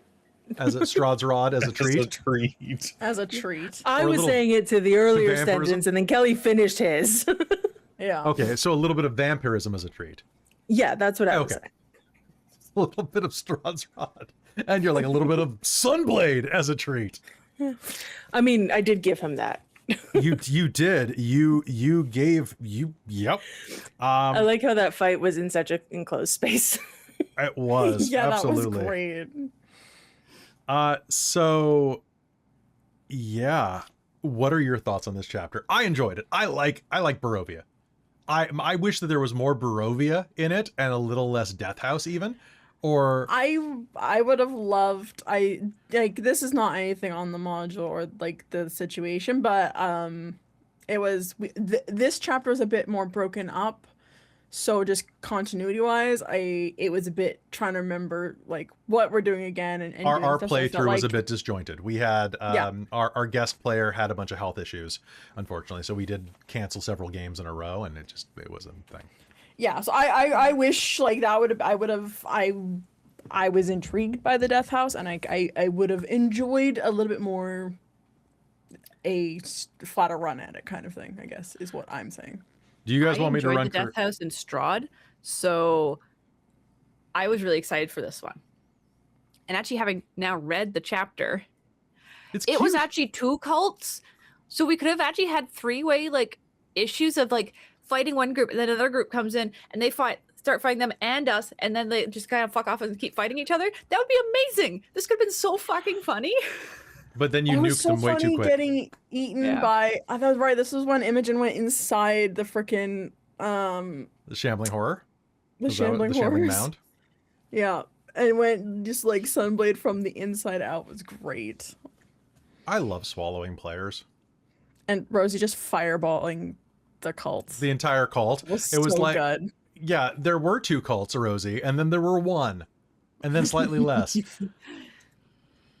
But it would have been nice if we could have like explored the house a little bit more before finding the way down. But we were also trying to move fast. Yeah. So I personally would have loved to have spent more time in the Death House because I enjoy it. I like the concept of it, and I think it's got lots of funny traps and shit. I don't remember exactly what it did, but I remember thinking that chandelier was nasty. Yes, good. The chandelier is a living chandelier. The chandelier was actually tougher than Strahd. Yeah, I think that did most. Yeah, the chandelier damage. I think was the harshest thing in to the party. I want to say, didn't that actually kill her?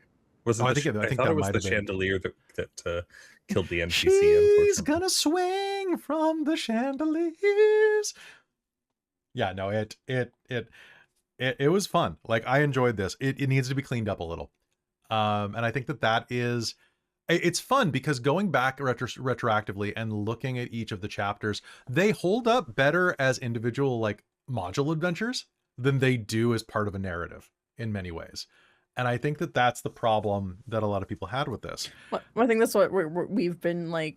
That one of the things, like the continuity and continuance between the chapters, is where this unintentionally became more of an anthology versus a cohesive story.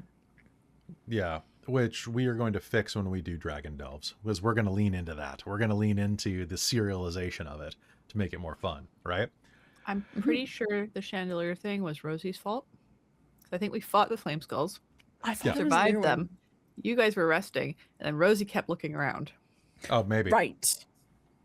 Maybe. And to her, it was a big open room. There was no cultists, so it was great to explore.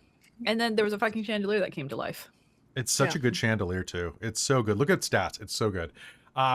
So that my suggestions for fixing this are just have more time in Barovia, slow down, enjoy it, have fun in the Death House, and remember that the cults are very flammable. So here's the fastest chapter we're going to do this entire book. From here, we go to the world of Krynn with Dragonlance. I rewrote the entire chapter and didn't keep a word of it because it's all about werewolves. And what? Have you read a Dragonlance book? I don't think there's a werewolf in the entire thing. In the entire thing. And I was like, I looked at it and I'm like, there's nothing about Krynn in this. Like, there's literally nothing. They're shunting you off to this weird little spot. I think an Ergoth, that is, it's that I read it when I was a teenager and I don't remember how they're spelled. No, okay. You know, there's no additional characters. There's nothing that ties you into the world of Dragonlance aside from a couple of mentions of dragons, you know, and lances, you know. But besides that, it's werewolves and druids and a terrifying monster called a Borthak. There's nothing about this that says Dragonlance to me, and that really bummed me out. So I rewrote the entire thing. It now features spoilers. It now features it features a bunch of Kenders. It features Raceland Majer at the end of it. It features mention of the Dragonlance characters, or at least the Dragonlance events from Shadows of the Dragon Queen. And it ties into everything. I'm gonna publish Has the it. best lesbian in Dragonlance. Levna. In there. Levna Dracorn, the Didn't you most put a powerful. werewolf in it though? I did put a werewolf in, but he was a science experiment, so it Yeah. made sense. Because I was like, oh, And- a werewolf would be cool. And also, like I'm all for them deciding, you know, even if they're going like away from the source material, if they wanted to put werewolves in, fine, but make it work with the frickin' source material. We talked about this with the whole like multiple moons thing. They should have had Yeah. multiple types of werewolves. And then like a super werewolf when all the moons align, and then you Well, then that's you what just we play were Rob talking about, like, Zombie's that's Super where you have Beast. Werebears, and because like there are different werebeasts canonically in D&D have different alignments, so you could have different types of were creatures that go with the cycle of the moons that are there. So you And could in the name have of the moon, yeah, they will punish you. yeah. So Jen has many feelings about this module's version of Kryn. I had to write a note. Although I will say I do like this image of under the blue fire wardens, that werewolf. I mean, Yeah, it's not a bad image. that's a sexy it- werewolf right there. Is it the magic Right? werewolf? Yeah. This one? I Yeah. think Yeah, my it's a favorite magic part, werewolf. Yeah, that one. Yeah. Yeah, that one. I got to knock boots, so That's true. You did get to sleep with an NPC. So here's my fix for this. Run a Dragonlance chapter. This isn't really Dragonlance. No offense. Like this module, like this chapter, it's fine. It's not Dragonlance. And that's my problem with it. So go buy my fix when I put it up on Drive Through RPG in Especially- February. Especially when they did such a good job. Shadow of the Dragon compared Queen was fun. with with the Shadow of the Dragon Queen. Like the fact that they had this module, because it was Shadow of the Dragon Queen and then there wasn't a module between. It was Dragonlance and then Vecna, right, for the release. I don't think there was a module in between. I don't think so. I think it, or if there was, it was. It might have been one of the anthology, like I think maybe Radiant said about King. Yeah, I but I think don't so, I think think a so. big story module was between it. So you are coming off of Dragonlance, and then to suddenly have this chapter of Kryn is like, So what they- happened here, guys? So they might have been developing them concurrently. Oh no, that's not true. There were a couple. The Planescape was between, and so was Right, yes. Fandelver. But Fandelver was half a module, really. Yeah. So yeah, that's my solution to this is buy my book. Comes out in February on Dungeon Masters Guild. It'll be like a couple bucks, maybe. Might be pay as you want. Or if they, if they sign up for the Backerkit or something, or if we want to add that on as an add-on for the Backerkit for our dice. Nice. Just saying. Yeah. Just saying. So that's it's not Dragonlance, and I hated that for it. But so from there, let's head to chapter 7. Chapter 7 is the Tomb of Annihilation. I really pardon me, like this chapter. The Tomb of Wayward Souls is what it is, and it's in Greyhawk, Orth. So you really like this one. What did you really like about it? I like just a crazy dungeon. Like, it was confusing a bit, but I liked the weird thing. It felt very much like a dungeon crawl where we're looking for traps, we're looking for shit in the rooms, and like it felt very old school what you imagine a dungeon crawl is. And I enjoyed that because I haven't really fun. done that as much. It was fun. It was a bit weird. The dungeon was weird. The water thing was odd. I was very upset about the bag of holding and a bag of holding thing, but that was I'm sorry. it's okay. It was great. It was wild, but again, it was that kind of, we were having to try and be clever to figure out how to get through this properly, and I liked that. And it's fun. So this one's a really simple one. You get dropped into the Isle of Serpents. You immediately find some archaeologists that are being attacked by a kraken. You have to help them fight off the kraken. They then say, oh, there's a tomb nearby that was built by Asirarak. The guy that harvests all the souls from the Tomb of Annihilation. And then you go in and you hunt around a dungeon, and at the end of it, you meet a clone of a Sirurak and either kill him or convince him to give you the rod piece. That's the entire dungeon. What's good about it? Indiana Jones is fun. This is an Indiana Jones adventure. I like it. Could have used a couple more big boulders, but other than that, pretty great. The Kraken, fun. Very fun. Love me a Kraken.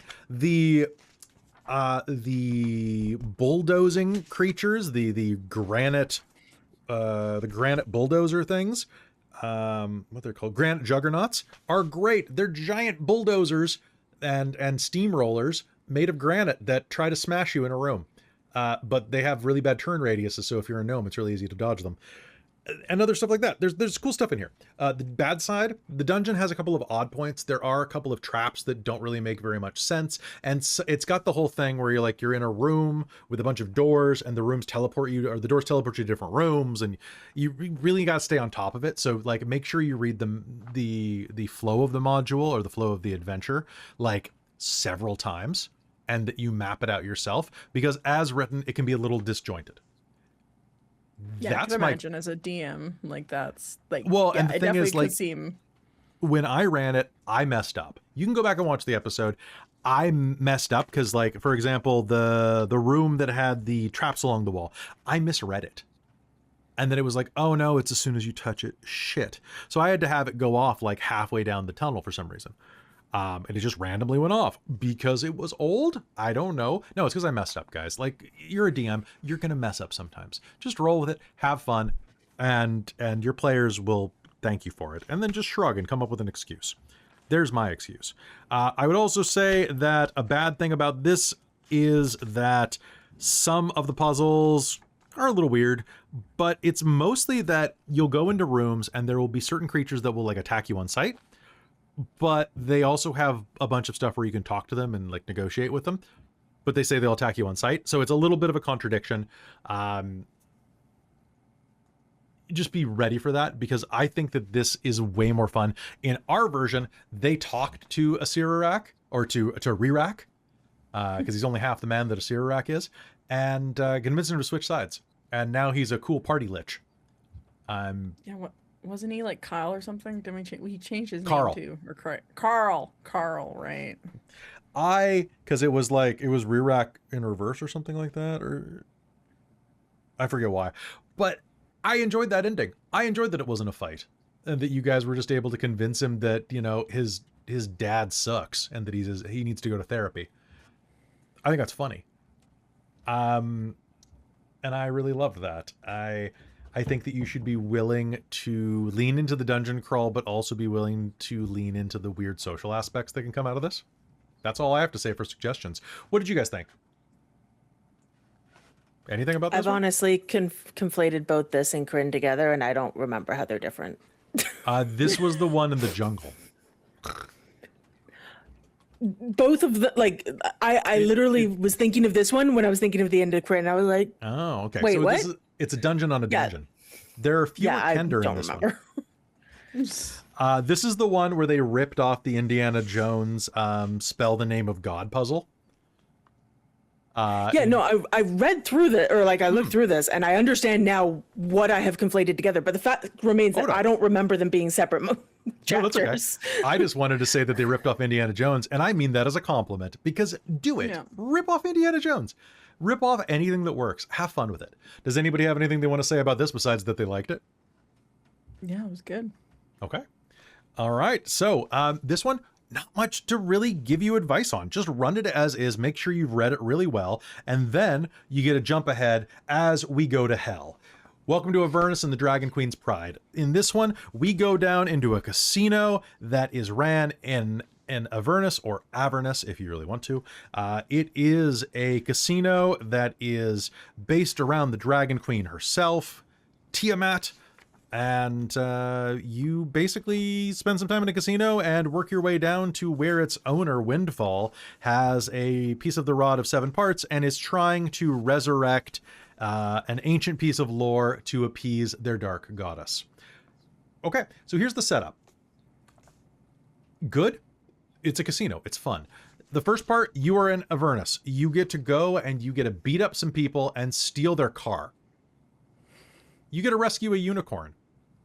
This is all dope. There's nothing wrong with any of them. I mean, there's Grand Theft Auto is probably not a good thing to encourage you to do, but if you're already in hell, like But whatever. we're in Avernus. If you're in Avernus, when in Right? Avernus, Yeah. drive the coolest looking thing that you will ever drive in a D&D game. That is literally, it's just the Bat Pod from Batman Begins.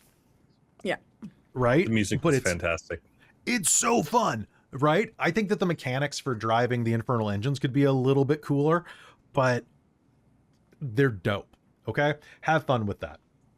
All right. So what's bad about this one? The NPC Windfall is, they're fine. Their motivations were a little muddled. They want to basically, at the beginning of time, Paladin / Bahamut and Tiamat they basically had a kid, as far as I understand. Let me just refresh myself. But they basically, they created something, the Ruby Dragon, that was destroyed during their war, and they're trying to use the rod to bring it back to life, or at least create a simulacrum of it. And they're trying to do this to get brownie points, you know. That's fine. But once you explain to them that the entire universe is going to end and the multiverse is going to end, you think they'd maybe help you a little bit. So that's a little muddled, but that's a problem that's ongoing throughout this entire module.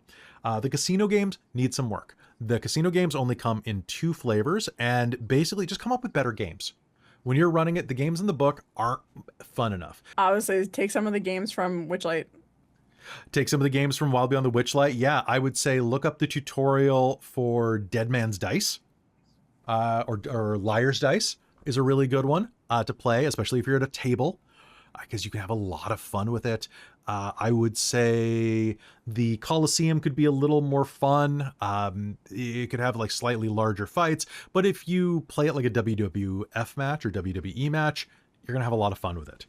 I would say we didn't do the racetrack, but the racetrack was the one that I was the most sad about not doing. So you go to the racetrack and it's like a nightmare racetrack, like with all the nightmares racing.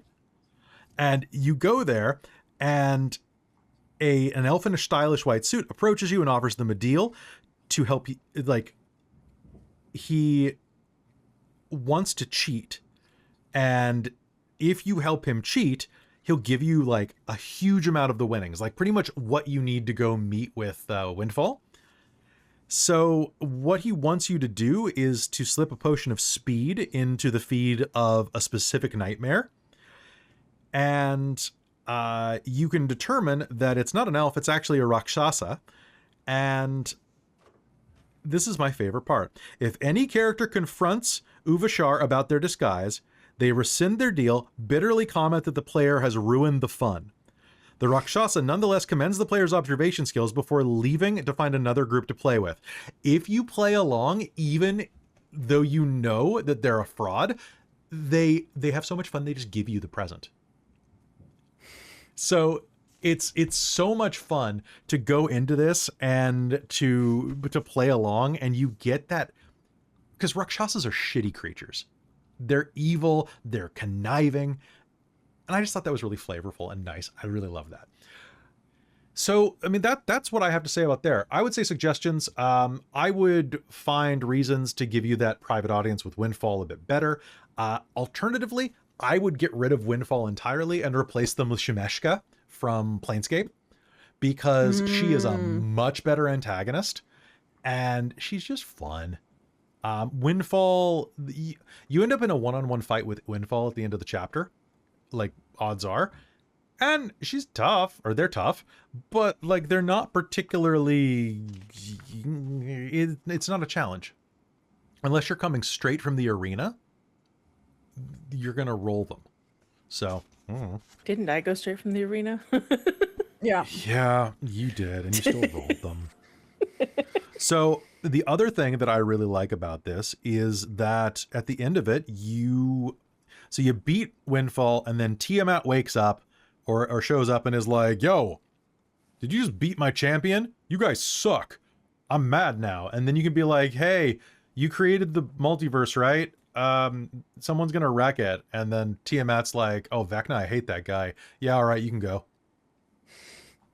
I like that. I think that's great. I think that Tiamat would probably get more involved than that. Yeah, right. But I like that at the very least, they're like, you know, she's like, all right, fine, go do your thing. Does anybody else have anything to say about this one? No, I think I just agree that I get why you need to impress or the idea of like you need to impress the pit fiends to get favor to go see Windfall to talk about why you need to get the rod. But I also think it could have been fun to do this as a heist instead of Oh man, especially because they just making put an out Golden attention. Vault. Yeah. Like Oh. I think it would have been so much better as a heist mission, especially in a casino. Like when Well, I ran the Stygian Gambit that's a for the Golden fantastic Vault, idea. it was so much fun to run a heist for you guys, and I think it would have been so much more fun to do a heist. I 100% agree. I think that that's inspired. So guys, our suggestion, run it as a heist where you need a guy. Oh, you could go around recruiting people inside the casino to help you. There's like a Brad Pitt demon and there's Brad Pitt fiend. Yeah. Brad Pitt fiend. Yeah. And then there's a George Clooney fiend. No, it doesn't really work. But a George Clooney halfling who just, you know, I think that could be a lot of fun. So do that. After this, all right, we are going to chapter 9. Spoilers abound, and we can start talking about the thing. The Betrayer revealed. You get the 7th piece of the rod, and you go back to the Sanctum Sanctorum, and it is there that you return, and then Mordenkainen is all like, hey guys, welcome back. You got the rod? Cool. Can I see it? Can I hold it? Can I put it in my special place? And you're like, yeah, sure thing, Mordenkainen. We're just going to go take a long rest far away from you. And then Mordenkainen's like, you fools! I was actually cast the whole time. And then you're like, ah, balls. And then he beats up Illustriel and Tasha, and then he takes the rod off to another chapter. Okay? So here's the thing about this, okay? And this is why the characters are, this is why the wish spell didn't work, is because they're like, we wizards 3 join together and do this thing. And Mordenkainen's like, yes, I totally am a wizard who can cast this spell with you. So, you know, they basically are like, they're one wheel short of a tricycle, right? That's how most poly relationships fail. One person just... Now I'm picturing the weirdest relationship between Cass. Anyway, Cass, Vecna, and Cass is just that toxic sad boy from every Tinder. Are you sure that's not meetup. Vecna? Vecna is also a sad boy, but they're meant for each other. So, okay, problems with this. What's good about it? I like Cass. I think he's a fun villain. I think that you get to chew scenery and that he's not particularly tough, but he's fun. And if the players fight him right after they fight Windfall, maybe they're a little sleepy. So that could be good. The bad? Yeah, you guys came back from that. So you were all fight. rested. So Well, here they weren't. I was, because I was out. That's what I for mean, you that were. section. Yeah, Learwood was fully up to health. You guys are all fought from that Windfall fight. Yeah. Luckily he's totally immune to stun. He was He's not. Mordenkainen just seemed like such a dick the whole time. Yeah, I was And, like- sus of him from chapter 2. And it was they did this wish, they got us to be here, and that we are the only ones who can stop Vecna. We need to get this thing in order to get to Vecna. Okay, we spend all our time getting it, and then it's like, oh, give it over here. And it's just like, hold on a moment there. Like, why do you need it now? You didn't say you needed it. Oh, like, because I need to first. tinker with it, and I need to do a couple of things. I will. You don't know what we Don't went you through have to no get this. power? Don't you have no What- power yeah. because you just did the wish spell and you're tired? Can you see that I was like turning my wheels in my head, trying to be like, oh, I have a way to triangulate something with this. Blah, blah, blah. I need to prepare it to fortify it using my. Because I was like, the book doesn't give you any real reason that he needs to hold it for you. He's just It's like, just I'll make sure trust. it's properly reassembled and working to its full potential. And it's like, but we've already reassembled it, guy. Like, it just kind of clicks together. Right? Yeah. It's from IKEA. Magic. It's Lego. It's just Lego. Yeah, you just Denmark, always good. It's not really, and I think they said something about reinforcing it. That's what And I it's just added. like, it's already been, yeah. Oh, okay. It's like, okay, I thought that was not that was actually really sus. Oh, was it? Oh, because that was my bad then. That's fine. It's an artifact. They can only be destroyed in very precise ways. So I would- reinforcing an artifact is like, okay, that what? It's reinforcing its connection. That's what I meant. But so I would also like to point out that canonically, Mordenkainen is a dick. He's always he's basically like the doctor, Which is whatever. good because it just means we don't have to feel bad about being a dick right back to him. It's true. And the real Mordenkainen's off doing something else because the crown basically like hijacks his email address, right? So here's the downside of this fight and this chapter. The surprise only works once. If your players know anything about this book and they have been spoiled for this, they know that Darth Vader is his father. They know about Kaiser Soze. They know, like, what, you can't write a module around a big twist like this and expect it to have repeat playability. Because people keep playing these modules over and over. How many times have people played Curse of Strahd before, right? Like, some people have played that game dozens of times, and it holds up because even if it's like, oh, we learned the secret about his brother here, it doesn't change the nature of the plot, and it doesn't risk derailing anything to know that early. Whereas this is kind of a linchpin, and the players can come in with that knowledge early. My suggestions for fixing this, you can change up who the traitor is. It doesn't have to be Mordenkainen. I would say have Mordenkainen be an absolute dick and have it be Illustriel. What if it's What not if? Vecna? It was Cass all along. Yeah, Cass Cass. was Vecna. It was Cass all along. I think Also, that, I checked the chapter. No, the fortifying thing was the book. That was Oh, was it not the book? you coming up with that. Yeah, no, that is. It specifically said. I put it in our private chat. He has convinced others that the others, Tasha, Illustriel, and Tasha, that he can fortify the artifact to prevent it from shattering again when the characters use it to stop Vecna's ritual. Ah, that's right. That's right. What is the because what is the way to destroy the rod? I don't know. You stick it up Vecna. I think it just breaks apart when you hit something with it, like a skeleton in a cartoon. I don't know, like it just xylophones apart. It's weird, right? So the entire book, so we talked about this earlier. Christine brought it up a couple times at the beginning that like they're like, oh well, what if your characters realize that it's actually Cass? And it says right here under fighting Cass, everyone, let's read along. It's unlikely, but more or one of the characters might be present when Cass reveals his true identity. Or, for example, if the characters are suspicious or if they want, etc.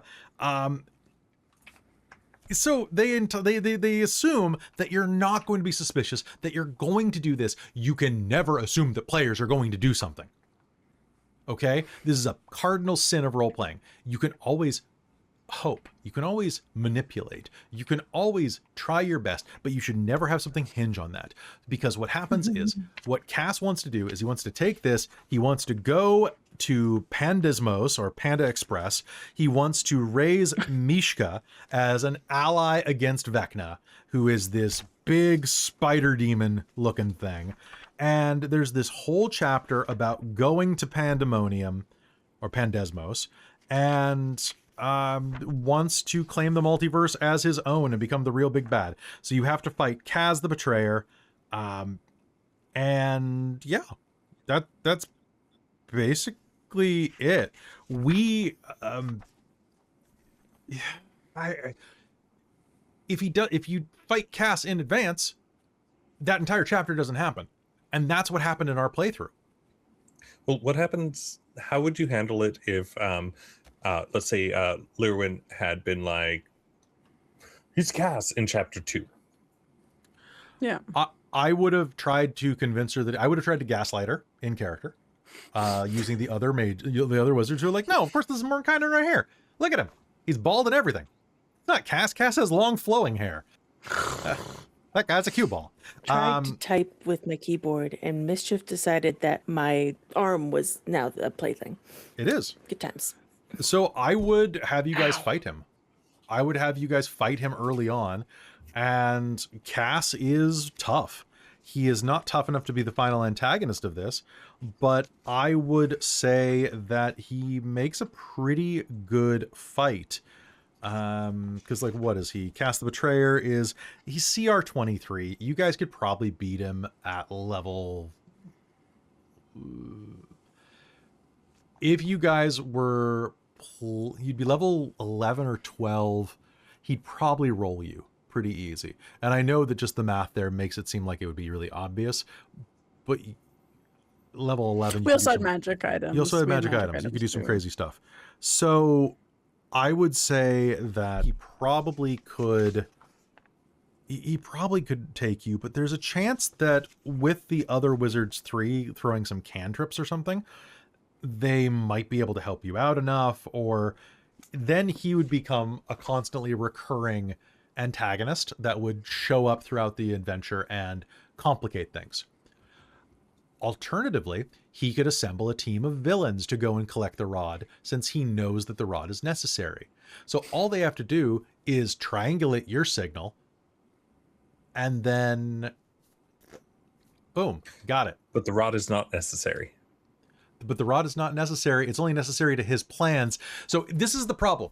The rod is not necessary to anything except for what Cass needs. Oh my god. Yeah. So that's the problem with the entire module, is that Cass needs the rod as the key to go get an ally to defeat Vecna. So Cass is convinced the other wizards that the rod is necessary. So yeah, you are going on this entire plot because of Cass. But it's not actually anything to do with the entire story, which is why if you fight him in the beginning, he just fucks off, and then you have to go fight Vecna immediately. Is what it comes down to. Thank you for reminding me. But could you imagine finding out about it in chapter 2 and then somehow convincing him that you were the allies he needed to go fight Vecna? I can now. That would be wild. That would be so good. It's like, us. We're the ones. Perhaps you are. If we get you these rod pieces, if we can go and do that, will you be our ally? So, and then he could go. We could all go with Cass to fight Vecna, and they could have like a little reunion, like gay brunch. Gay brunch. And we keep saying gay brunch. I want to show you why I keep saying gay brunch. Okay, there is a picture in this book of Cass and Vecna as young, handsome men. Look at gay brunch Vecna. Like, look at that. They're so happy. They're so happy. They're on a date. It's very blurry, but it is very blurry. It's on the screen right now. I don't know what you're talking about for the edit. And to answer random, the chime was mentioned at the beginning as like, this is the thing you probably need to use, and then I forgot about it. Well, I know. It's because Gaunt has the exact same spell. It's just slightly weaker, but not by much. Like by 1 point weaker or something like that. And they're like, oh yeah, no one at level 20 will have this spell. So Cass wants to slay the Lich the moment before he unravels existence and step into his place, reshaping the universe to his own whims. So I want to check something real quick. Cass has an intelligence of what? Oh, of 24. Okay. Oh, no, that's Lister Silverhead. Oh, of 24. How the hell does he... What? I turned the page and it was the same stat. What? That's hilarious. But like, okay, maybe he is smart enough, but what is he? He's just a vampire.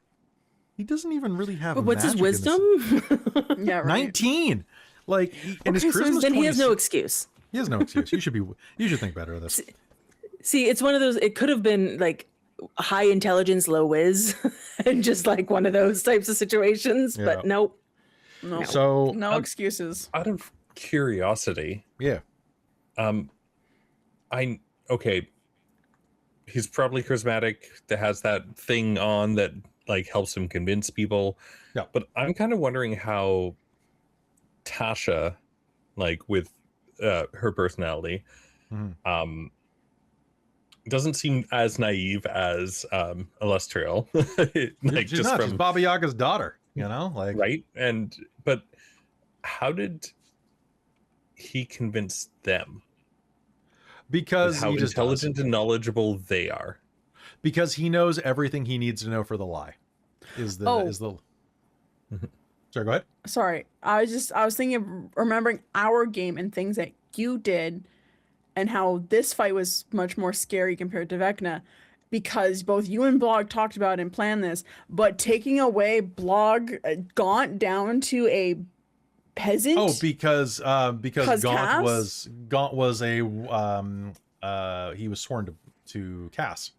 That was such a much better fight than the final fight with Vecna, and there were stakes and scary, and that fight actually felt like it had something to it. So, like, I was sorry I did interrupt, but I was trying to remember what was happening in this chapter, and I was like, oh right, that was this cool moment where Gaunt lost his patron. Yeah, that fight beautiful. had stakes. Yeah, it was so good. Vecna was like cleanup. Yeah. Right? So here's the deal. So then we go into chapter 9. So after Cass gets away with that, you go off to Pandemonium, Panda Express, whatever. We didn't run that chapter. We did. They figured out that there was something wrong with Cass. Cass went, "You fools! I will destroy you!" And they fought. They kicked his ass. They killed him. And then they rested. And then they decided to go fight Vecna. So that's this chapter. Be prepared for them to skip it, because anytime the book says it is unlikely that, the players will absolutely do it. It is very likely that they are. They're players. They're smarter than the book, or at least they're. I don't know if intelligence is the word to use, but they're definitely crazy enough to do it. Crazy like a fox. So yeah, now just be ready to skip it. Boom, easiest chapter ever. Welcome to the Eve of Ruin. We are here. So here's the deal. Eve of Ruin goes like this. You find a way to teleport into Vecna's grasp, which is a realm. From there, you find that the place is anchored by 3 unrealities constructed from a specific secret. The secret is represented by a unique item in the unreality called a manifested secret. The Illustriel and Tasha don't know the details of these manifested secrets, but know that they should appear as important items. You take them down, you collapse the realms. Once the 3 realms are broken, you can go inside of the chamber and fight Vecna. That sounded like a lot of legwork by the time I was in it, so here's what I did, folks. I went and said, okay, cool. Cass is dead, but his soul is kind of an illusion of his soul is still bound in torment. Gaunt's essence is still tied up with him, so cool. Gaunt's spirit, whatever. Gaunt ended up being teleported there. There was more to it than that, but it's been 2 months, forgive me. So they went into the first realm, which was the Torment of Cass, which is an unreality where Cass is constantly being tortured and burned away by the sun and stuff like that. And inside of there, the manifested secret is the Sword of Cass. But the thing is, the Sword of Cass is a multiversal relic that has an intelligence score of its own and its own opinions. So I determined that when the Sword of Cass was called upon, the Sword of Cass could act through versions of itself. That this fake version of it still was like saying its true name. So it was like, it was able to work through it and make a pledge with Gaunt and restore him to health. So that's what happened there. You guys went in there, you fought some shit. There are 2 other non-realities. One is in Neverwinter, where the Lord Neverember goes from being a loyal, kind king to being a death knight and a cruel tyrant. You guys spent no time in Neverwinter, aside from the opening chapter, and it would have been really stupid to run that because there was no emotional stakes. So I had a team of NPCs that you recruited along the way go and kill that one for you.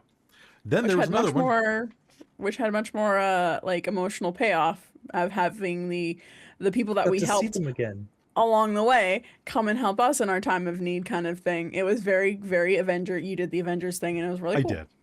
Avengers assemble. And then there's another one where you have to go and fight an astral dreadnought, which are fun. And, or actually you go inside of an astral dreadnought or something like that. And once again, meh, it's fine. I skipped it. I went straight to the Cave of Shattered Reflection. Now here's the deal. Here's my problem with this. I think that the entire thing about the Torment of Chaos is very interesting. However, going forward into this, there are some severe problems when you're dealing with Vecna. For one, he is underpowered. Okay? He is not the one that you've seen the Critical Role cast fight. He is not any of them. They say that he is weakened because of the ritual. He is incredibly weak. Also, this dungeon is not great, because once you're in the Cave of Shattered Reflection, there are only several rooms. I'll go through that with you in just a minute. Something that I want to discuss as well is that as you're going through these, you have been collecting secrets this entire story. As you are collecting secrets this entire story, you can expend these to gain advantage on all rolls, I believe, for 1 minute, which is huge in a D&D 5e combat. You can spend them, or you can see invisibility, you can spend them for a bunch of other things. Also, inside of this, when you're in the Cave of Shattered Reflection, the final area, secrets are power. Depending on how many secrets the characters have kept throughout the campaign, you have specific bonuses. They are cumulative. So, you start with the encounter with a point of inspiration if you have 3 to 6 of them. 7 to 10, you can see clearly through the cave's crystal walls. Remember that. 11 to 14, each time you enter the Cave of Shattered Reflection, you gain haste for 1 minute, but without the side effect when it ends. And 15 to 17, you have advantage on Constitution saves. That's pretty cool. You can get a lot of secrets through this. Here is my problem. Does Vecna have access to these secrets? He is the god of lies. Now, don't answer me. Keep this in your mind as I tell you how the fight is actually supposed to be played, apparently. Because the players went in, and they fought him. And I thought, what a small, strange room. I don't like this. Okay. And they used a roll to figure out which door to enter or something.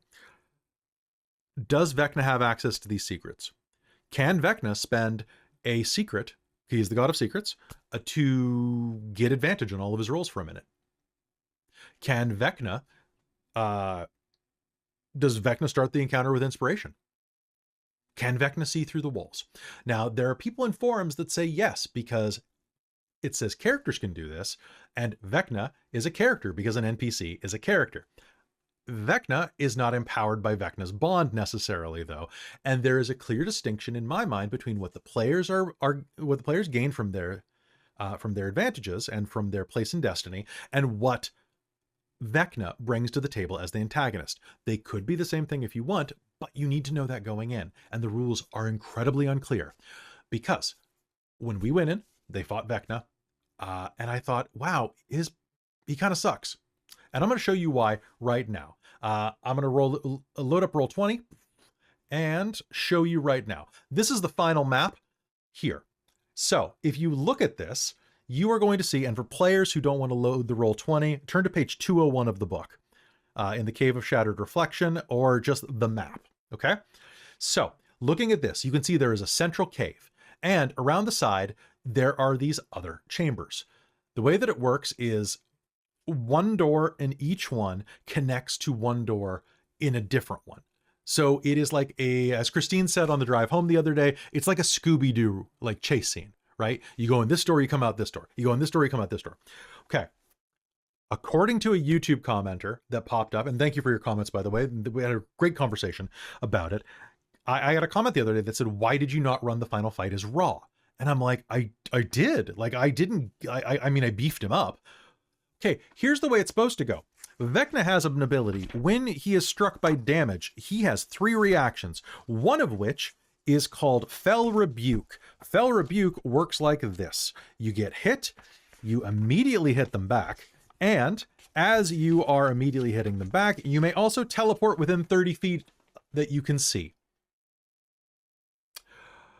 The poster says, well, Vecna can see through the walls, so he can teleport into the hallway whenever he gets hit. So you hit him, Lirwin, you run up and hit him, and Vecna can just go, meep, 30 feet away, and you have to go through the trouble of chasing him out this door that teleports you down to the south to get here to teleport you to the north because he's already gone in this side room, and so on. So it becomes yakety sax. So the poster was saying that it was a really good time. They eventually used the blindness spell on him so he couldn't see, right? When you were looking at this, I need you to know, as you were reading the write-ups for this, it says that a person within 5 feet of the wall can see someone within 5 feet of the other side of the wall. So right now on the screen, Vecna and Ozark would be able to see each other if they did not have enough secrets to see through the wall transparently. This is where I say, if Vecna has access to his own supply, yes, he can see through the walls. But if he does not have access to those, the book in nowhere that I could see says that he can see through the walls. Only the chart here, Power of Secrets, says anything about seeing through walls. So Well, I it doesn't didn't say that Vecna has secrets. He doesn't say how many secrets we have, or if you're able to take. If there is like a pool of 30 secrets total, if your PCs only get 15, that means Vecna has 15 to use against. Now maybe I missed it. Maybe there is something in here. Oh god damn it! It says right here. There's one little sidebar that says, as long as Vecna is conducting his ritual, diamond doors are the only form of teleportation magic besides his Fel Rebuke that function in this place. Crystal cave walls don't restrict where he can teleport using Fel Rebuke, although he must still see to be able to reach his destination. So that is my bad. I misread that one sentence. But, so that's the way that the fight is supposed to go, is that you hit him, and he runs. And you catch up with him, and you hit him, and he runs. And you hit him, and he runs. And I think that it's not a bad strategy for a solo boss. I think that is really anticlimactic.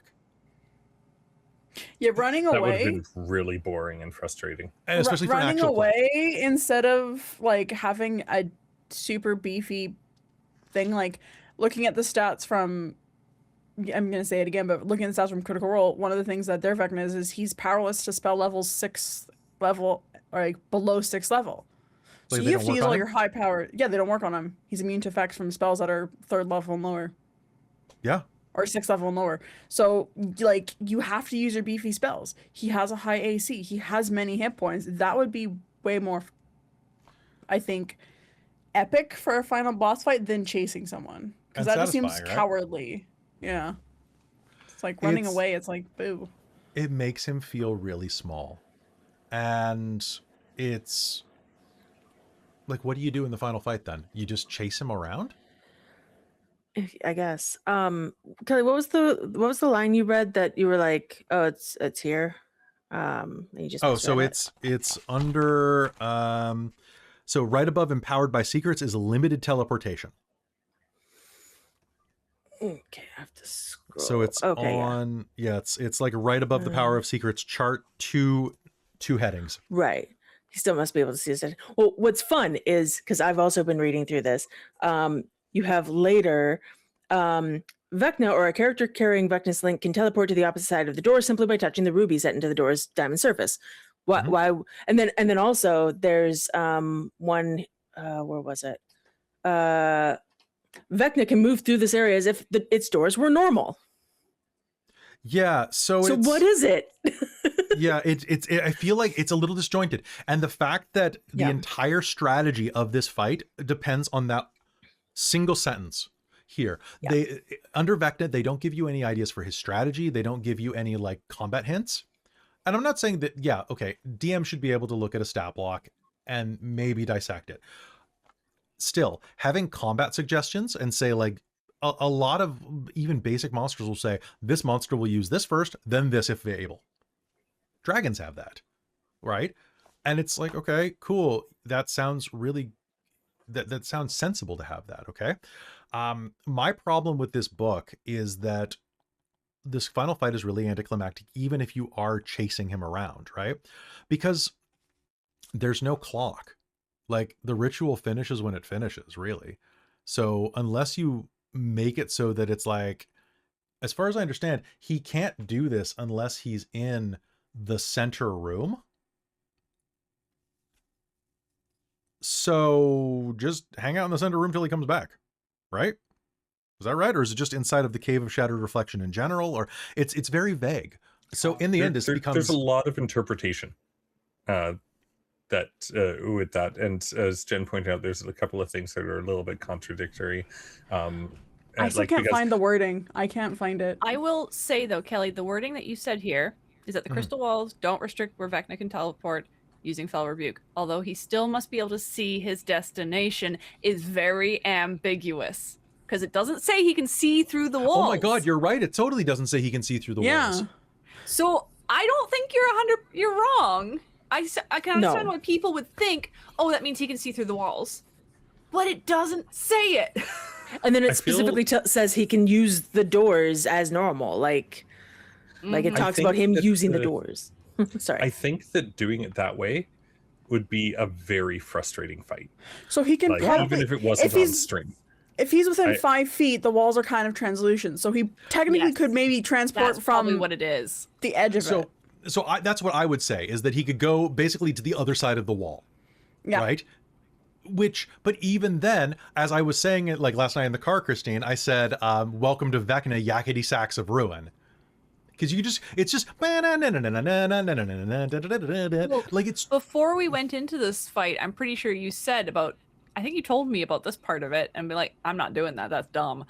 And I was like, yeah, that sounds like a Scooby-Doo fight. No, thank you. Well, it's because like, I was wondering why you had to get into the center, because I missed that one sentence.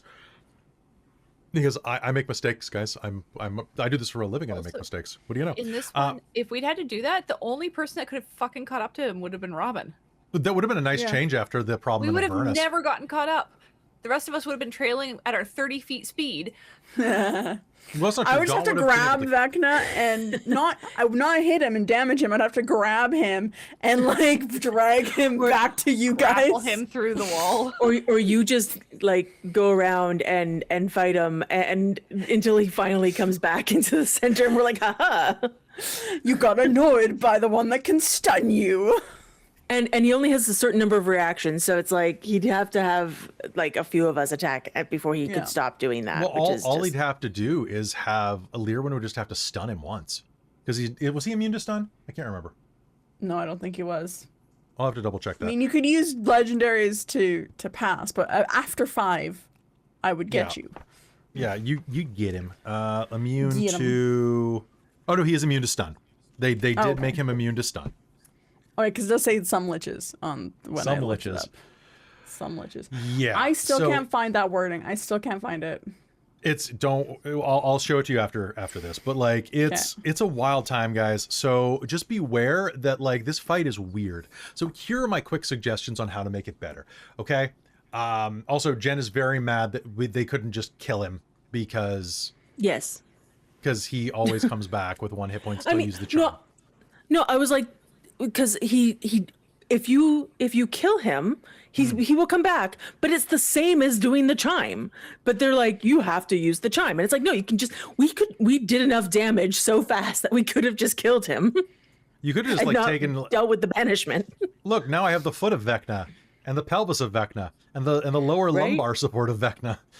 Right? And the spine of Vecna. Also, side note, it irritates me to no end that in reading this, you have the crystal walls where they say, a translucent purple crystal, immune to all damage. Creatures on opposite sides of a crystal wall can see each other vaguely, provided they're both within 5 feet of the wall. Fair. Then immediately afterwards, diamond doors.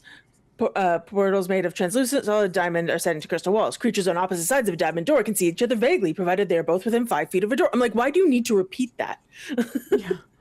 It seems like they really wanted something to happen there, but they didn't know how to say it correctly.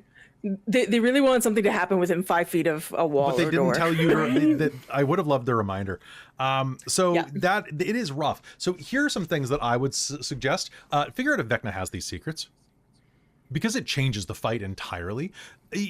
There should have been a side thing that says Vecna has secrets. If there were secrets that you didn't get, so one of you brought that up. If you don't get the secret, he has it. So you're stealing secrets from him. That gives you a reason. You're stealing his power. His power is secrets. If you are good and investigating all of the realms and helping and gain the secrets, you make Vecna a very easy fight because you did the work as players.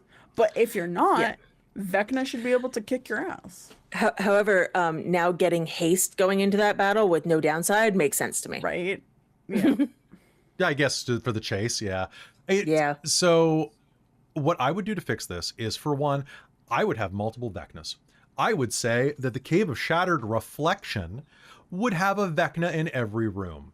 And here's the deal. You can't defeat them until you spend a lie or a secret to lock that form away. So you have to fight him 5 times. And then in the final confrontation, then he can be the one that's limping away from you, trying to run, and you're chasing him down. And then it's earned because you've already kicked his ass 4 times. Right? Make it worthwhile. Make the secrets come into this. You are stealing his power and beating him to death with it. Do that. And then shove the rod right where the lich don't shine. Right? Make a lich kebab. It's not. He's the god of secrets, and it's not a secret once you say it out loud. Yeah. It's not, right? Or have the item that you get from the lie realm be like a truth rather than a lie or a secret. Have it be something that has been perverted, that gets re-inverted into something good when you break that realm. And then when you use that, you can sacrifice that item and it will kill that version of Vecna. Or it does something, for God's sake, you know? Like, just make it more important. The fight can be really, really cool. But this really does, you can see me complaining on the day when I was running, where I said, wow, this room's really small. Yeah. Why is it such a small room? I feel like I need to make this bigger. Anyway, but that's that. And then can I also say one more thing? Because I just keep finding things in this write-up that I'm like, I just like this. But they can't tell you whether or not Vecna can see through walls or whether he has secrets to use or whatever, right? But they will tell you specifically how to subtract 2 numbers. wait, do they? Where? I need to know They that. do. Yeah, they Tally do. the number of secrets the party has learned and write the sum in the total secrets learned box. Then add the number of secrets the characters traded for benefits and write the sum in the total secrets revealed box. Subtract the total secrets revealed from the total secrets learned and write the results in the secrets kept box. Consult the power of secrets table to determine what additional powers, if any, the characters have in the Cave of Shattered Reflection. It's so long to just say, how many do they have left? And the secrets the characters count how many secrets the characters haven't used. It's so long. Whatever secrets they haven't spent, those are your things. Right. But they can't say, they can't spare a sentence to be like, Vecna has access to these powers too. Vecna can see through walls.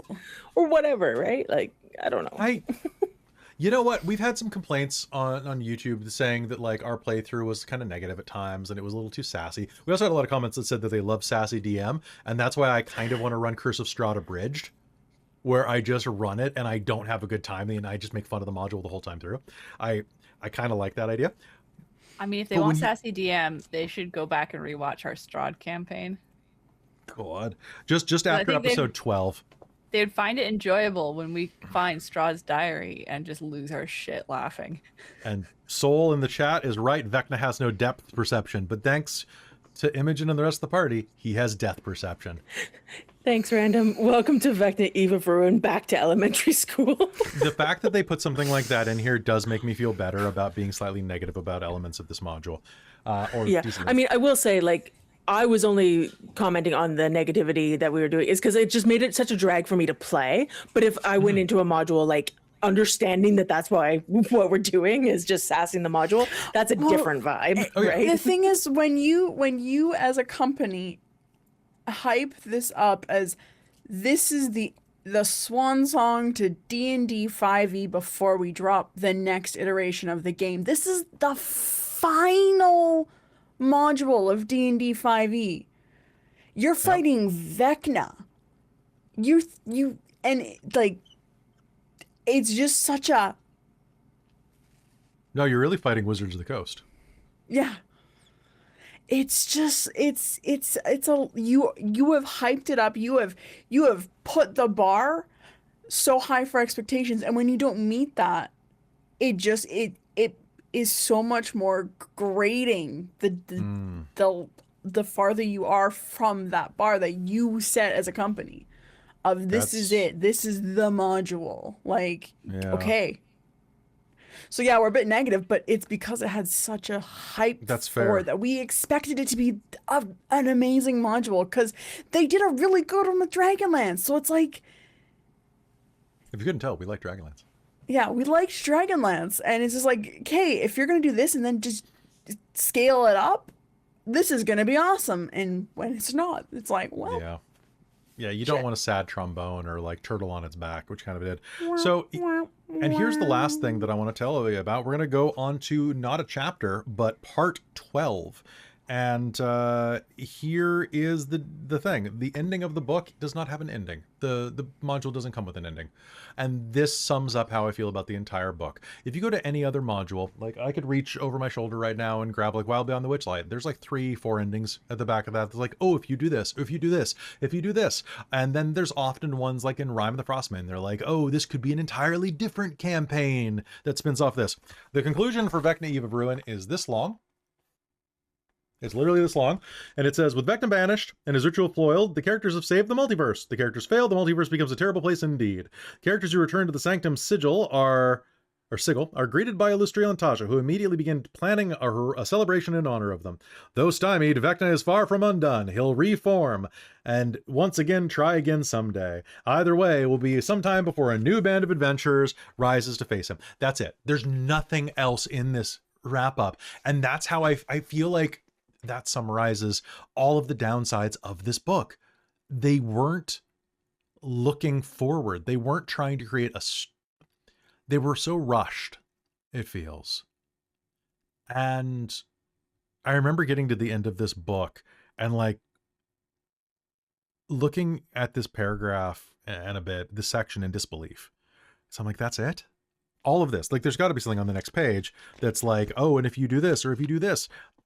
And it's like, no, it's over. It's over. Go home. Why are you still here? And that bummed me out. Like it really did.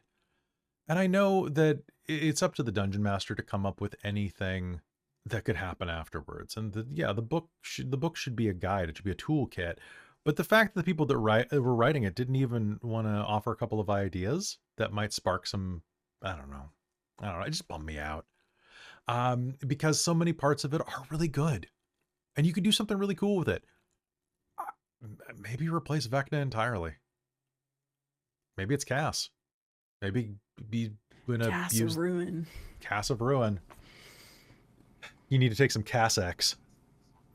I was betrayed by the title of this module. I was. Oh, all right. That would have been the ultimate funny thing for Wizards to do. especially it's not actually Vecna. Especially because they've done this before with edition changes, that it's been Vecna. Yeah. This is not an original new idea, and then switched it into being Cass. Oh, that would have been good. That would have been good. So, folks, that is our quick run through of every chapter. I know it was a pretty long, quick run through, but we did it. We're going to answer some Q&A questions that were left for us on our Discord and YouTube and so on. So, Dr. Avon, do you think it'd be better just to make Cass the villain? Yes. Yeah, probably. I think it'd be great. The players would be surprised. That's a bit good more question. work. A bit more work. More work. Yeah, or like make it some weird bromance thing instead, and have them both like team up and team. Back together again. Back together. Back Oh, together they went with to your couples ex. counseling. Yeah. Vecna, couples therapy of ruin. All right, so Ceylon asked, question for the How to Run. Having run Vecna Eve of Ruin from start to finish, if you could do it again, how would you build a greater sense of continuity and tension between the Rod of 7 Parts gathering chapters? I would have actually had them do something. If I ran it for a table, and I know running it now, the main complaint from both is the multiversal chapters felt disconnected with the lack of urgency to the framing narrative. I think we kind of covered that, but those are great questions. That really speaks to the weakness of the book and what you're already ahead of the curve by knowing that those are the parts you need to fix. I would say that make the worlds matter. Add a guide, add friends. Alternatively, I would have the characters skip chapter 1, start chapter 2, and here's a trick, have the characters be assembled from a party from all across the multiverse that have never met each other. So they're their own guides. We have a Kender from Kryn. We have, somebody from Eberron. We have a Warforged from Eberron. We have a vampire or a Dampier from Ravenloft. And don't make them from Forgotten Realms. Forgotten Realms is like the watered down MCU of the multiverse. There's nothing in there anymore aside from Baldur's Gate. It doesn't count. I'd say also, I had a thought and now it's gone. And now I have cats. Cats instead of thoughts. I was going to say something like how, show the effect the ritual is starting to have on those areas too. Right? That's why I destroyed Sigil, because Vecna destroyed our Planescape playlist. We had a Planescape game, it got destroyed by Vecna. Yeah, fucking weird. Vecna. Darn Vecna. Well, I can't get those videos back. But I would do that. I think that's the right question though. All right, Sean Winsong says, which parts of the section do you think deserve better focus depths? Honestly, we used that question a lot when we were going through this. I think that the parts that give you emotional stakes, what do you guys think? We pretty much cover that? I think so. I think it's not even necessarily which ones require more focus or depth. It's which ones require some focus and some depth versus the ones that were fantastic. Yeah. All right. So another question from Ceylon. How should Vecna's stat block be buffed for the final battle? He should have hit points. He should have spells. One of the greatest. He should have at least the combination of your party's HP. And maybe time stop. At least. And maybe time stop. Or some other abilities to summon annoying minions. If you're gonna keep them somewhat weaker, at least have them the ability to bring pain for you for your PCs. 100%. From Dr. Avon again, with Vecna being as prevalent as he is, do you think there are other villains in the Forgotten Realms that deserve the notoriety that he seems to have? Yeah, Tiamat, Strahd. Strahd has it, but I would say, oh god, I would love some more stuff with the Queen of the Githyanki. Yeah, what do you guys think? Forgotten Realms antagonists? There's tons. I'm not as familiar with the Forgotten Realms lore. I'm familiar with our homebrew stuff, so I'm yeah, I don't know any. I've Forgotten Realms always seemed like the kind of the baseline of the generic kind of D&D. Personally, when I got into it, my favorites are more Dragonlance and Eberron. Actually, I really like Eberron. Yeah, Eberron's great. I think that I think they really missed out by not having more of the big NPCs come across. And we're going to cover that in the next two questions, because Random Equinox asks, what worlds would you or the players have liked to have seen that did not appear in the module? I'm going to tell you right now, I would bet you money that originally they were in talks to have Exandria in here. They Critical Role's world was probably going to feature, and then it probably got cut because there's doubling ups of a couple of them. Earth is doubled, Forgotten Realms is doubled, I think, and then the Avernus chapter is there, which I feel like there's a really good chance that they would have gone to Exandria. What other worlds would they have liked to have seen? What other worlds are there? There's I would love to see Elos in here. Let's do that. Let's put our homebrew world in there. I was thinking that, right? There's the Dark Sun world. Dark Sun, which they might be bringing back. I don't know how they're going to manage that, but interesting. But yeah, I think that they worked in most of the worlds that they could. But I do think Exandria. I am glad that and I know there is some D&D and Magic the Gathering crossover, and I love both of them, but I am glad that they did keep it to D&D, I didn't try to plug It in would have been the Candlekeep magic worlds. Or Strixhaven. or Strixhaven. I would have loved to go to Candlekeep or Strixhaven. Candlekeep would be so good because there's so many books in there. Like trying to defend it off against like someone of Vecna's trying to like corrupt and steal secrets. Like a library is full of books. Isn't Candlekeep though Secrets. Forgotten Realms? It is Forgotten Realms, yeah, but still, it's a setting. But you could easily take that concept that Robin just said and put it in Strixhaven, Yeah, that's fair. right? But like, yeah, something like that would be really cool. And our last question is from a Sean Winsong, which is, how do you decide what classes or builds to use when working with their story? The obvious one is Gaunt, because Gaunt was like, I want to be sworn to Cass, and I'm like, So we don't get these books before we start having to do art and characters, and I remember figuring out our player what we're playing. party dynamics. That's the word. So I would have in a previous edition of the game, Cass was a vestige that you could get power from, and because of how many times he had been killed. So I thought, what better to go up against Vecna than being a hexblade, like because, you know, the sword of Cass and all that, who's like sworn to a patron, which is a vestige of Cass, who's been destroyed so many times, and go after Vecna. So that didn't work out too well. And oh, it worked out Kelly, great. What are you I talking think- about? He pitched me that, and I was like, yes. You know, but like in terms of the story, like you had to do a lot of work, and it was great. It was by far my favorite part of the story, was like how you dealt with that conflict and changed things for it. And unfortunately, it did work out to be extra work for you to do that. But I think it worked out really well, and I know I'm biased. No. Because it was centered on my character, but Oh no, I had to do extra work for something that you'll remember for years to come. Oh no.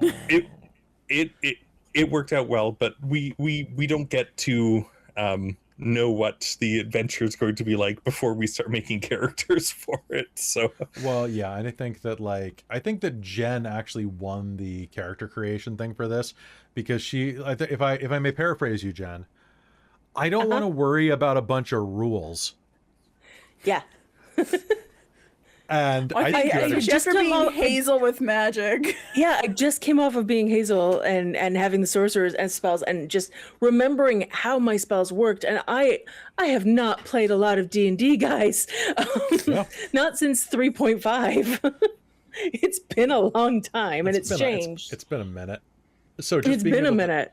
So just being able to rush in and critical hit like every other turn. Yeah, God, that must have felt good. beautiful. Whereas when we first heard about this, we'd done the Strixhaven drinking game one-shot game. Yeah. And I'd really enjoyed like the character I'd made for that. It was dumb and it was fun and it was silly. But this was originally supposed to be a start at first level. And I'd already chosen by the time we realized it was 10th level. And I was like, well, fuck. I'd expected that nice lead up of learning how to play an artificer. To play an artificer, which is not Instead the of easiest having class. level 10 powers and having to learn all the different things I could do and be like, I seriously can't wait for Oops All Artificers. Right. Oops, all artificers. I was very excited because kind of similar to Jen's thing, where I was like, and because our home game Shards is going up to level 20, so I'm like, I'm gonna have a level 20 wizard. You know what? Let's go with a martial class with a slight, like, that's just, I want to hit lots of things. I want to be a monkey monk. I want to punch things, and just I was like, yeah, I want that, because that's gonna be dope to Sunning Strike at 20th level. Just Oh yeah. Also, you stop aging, yeah, it's pretty which great. is great. So that was Vecna Eve of Ruin. What I'd love is, does anybody have any final thoughts on this module? Good. It was good bone. definitely the people made the module, as in like the cast and the Kelly made it The a fun Kelly. module. The cast and the Kelly. Yep. My favorite parts were what you did to make the character concept work, and how you rewrote that, and the Dragonlance one. I know it's a lot of extra work, rewriting and redoing those things, but I definitely think that anyone who is watching this, you hopefully you know your players, you know what kind of a game they're going into, you have a session 0. Try to find ways to customize it for them. Every little bit of a nod or anything goes a long way for that, making it so much more memorable for them. And so thank you, Kelly, for doing all of that extra course. work Always, with guys. that, and everyone, and all the vast cast of guest stars that we had as well, because that was fantastic, getting to play with people They were don't always get to play with, and like seeing the different characters. So it was really good, good seeing everyone and having their own little influences on things. Oh, I'm glad. Yeah. Glad. I think overall, this module could be a really great slow tabletop game, as long as you put some effort in to change stuff and edit and adjust as you go along. My favorite things, obviously, like pretty much everything Kelly did made it good and fun. Lirwin's sheer amount of sex videos, apparently, and the fun attitude of everybody going, "Rosie, no, Rosie, yes." Being the Chaos Gremlin is so much fun, isn't it? Oh, it was so much fun. It's just like me So, being me. Push will the note- button.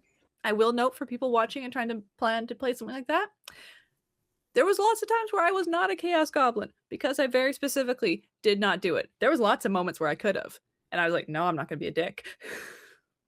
Everybody else You gets a chance saved to shine. I'm not going to keep stealing. I thought you were going to say Much everybody like- else gets a Shut up, chance Ricky. to be a dick.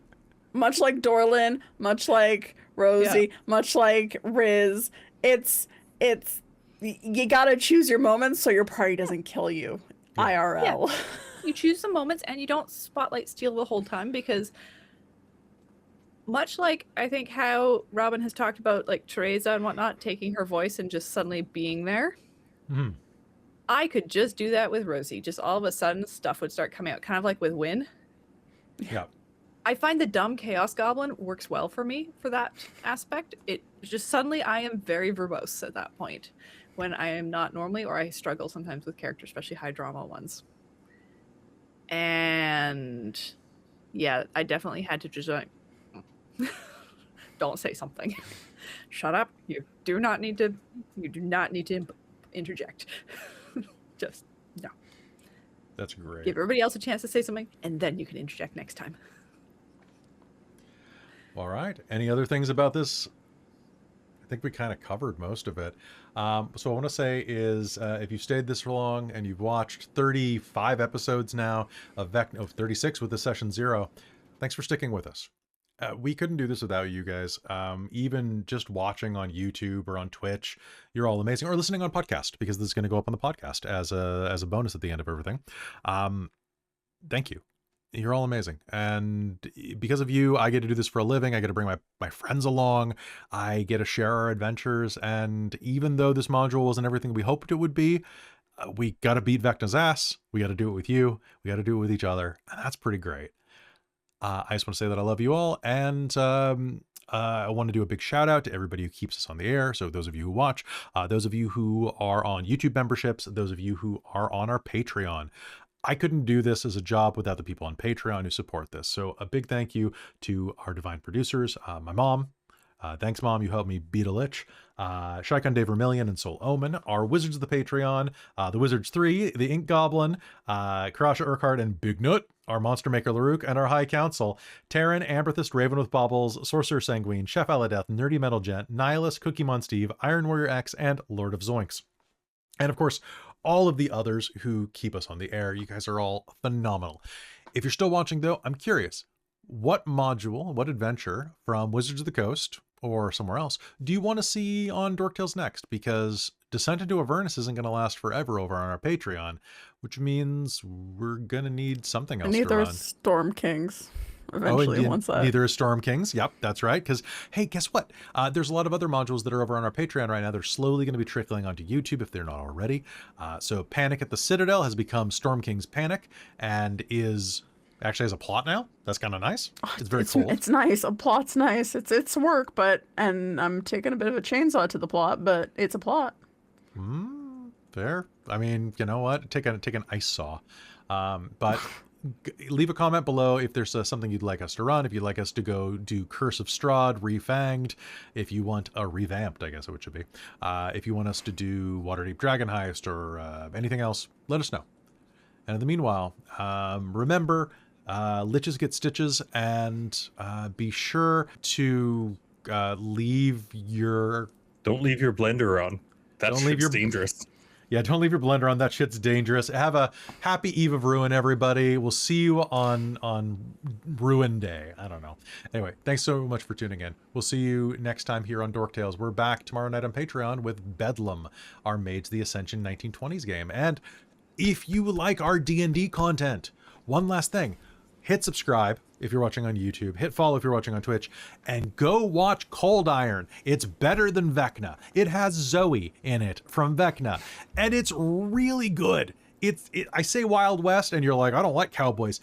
It's fantasy characters with guns and cool hats. That's literally all I took. And some horses, but they're dinosaurs. And if you like slightly political thriller, intrigue, watch the prequel to Cold Iron, which was its own first thing. That's now Cold Iron's turning into its sequel of Reign of Emeries, which was like probably one of my favorite games Kelly's run is Reign of Emeries. So go watch that first and then watch Cold Iron. Also, but it's a different vibe, but it's really everybody in Cold Iron is hot in their own way. It's weird. Go check it out.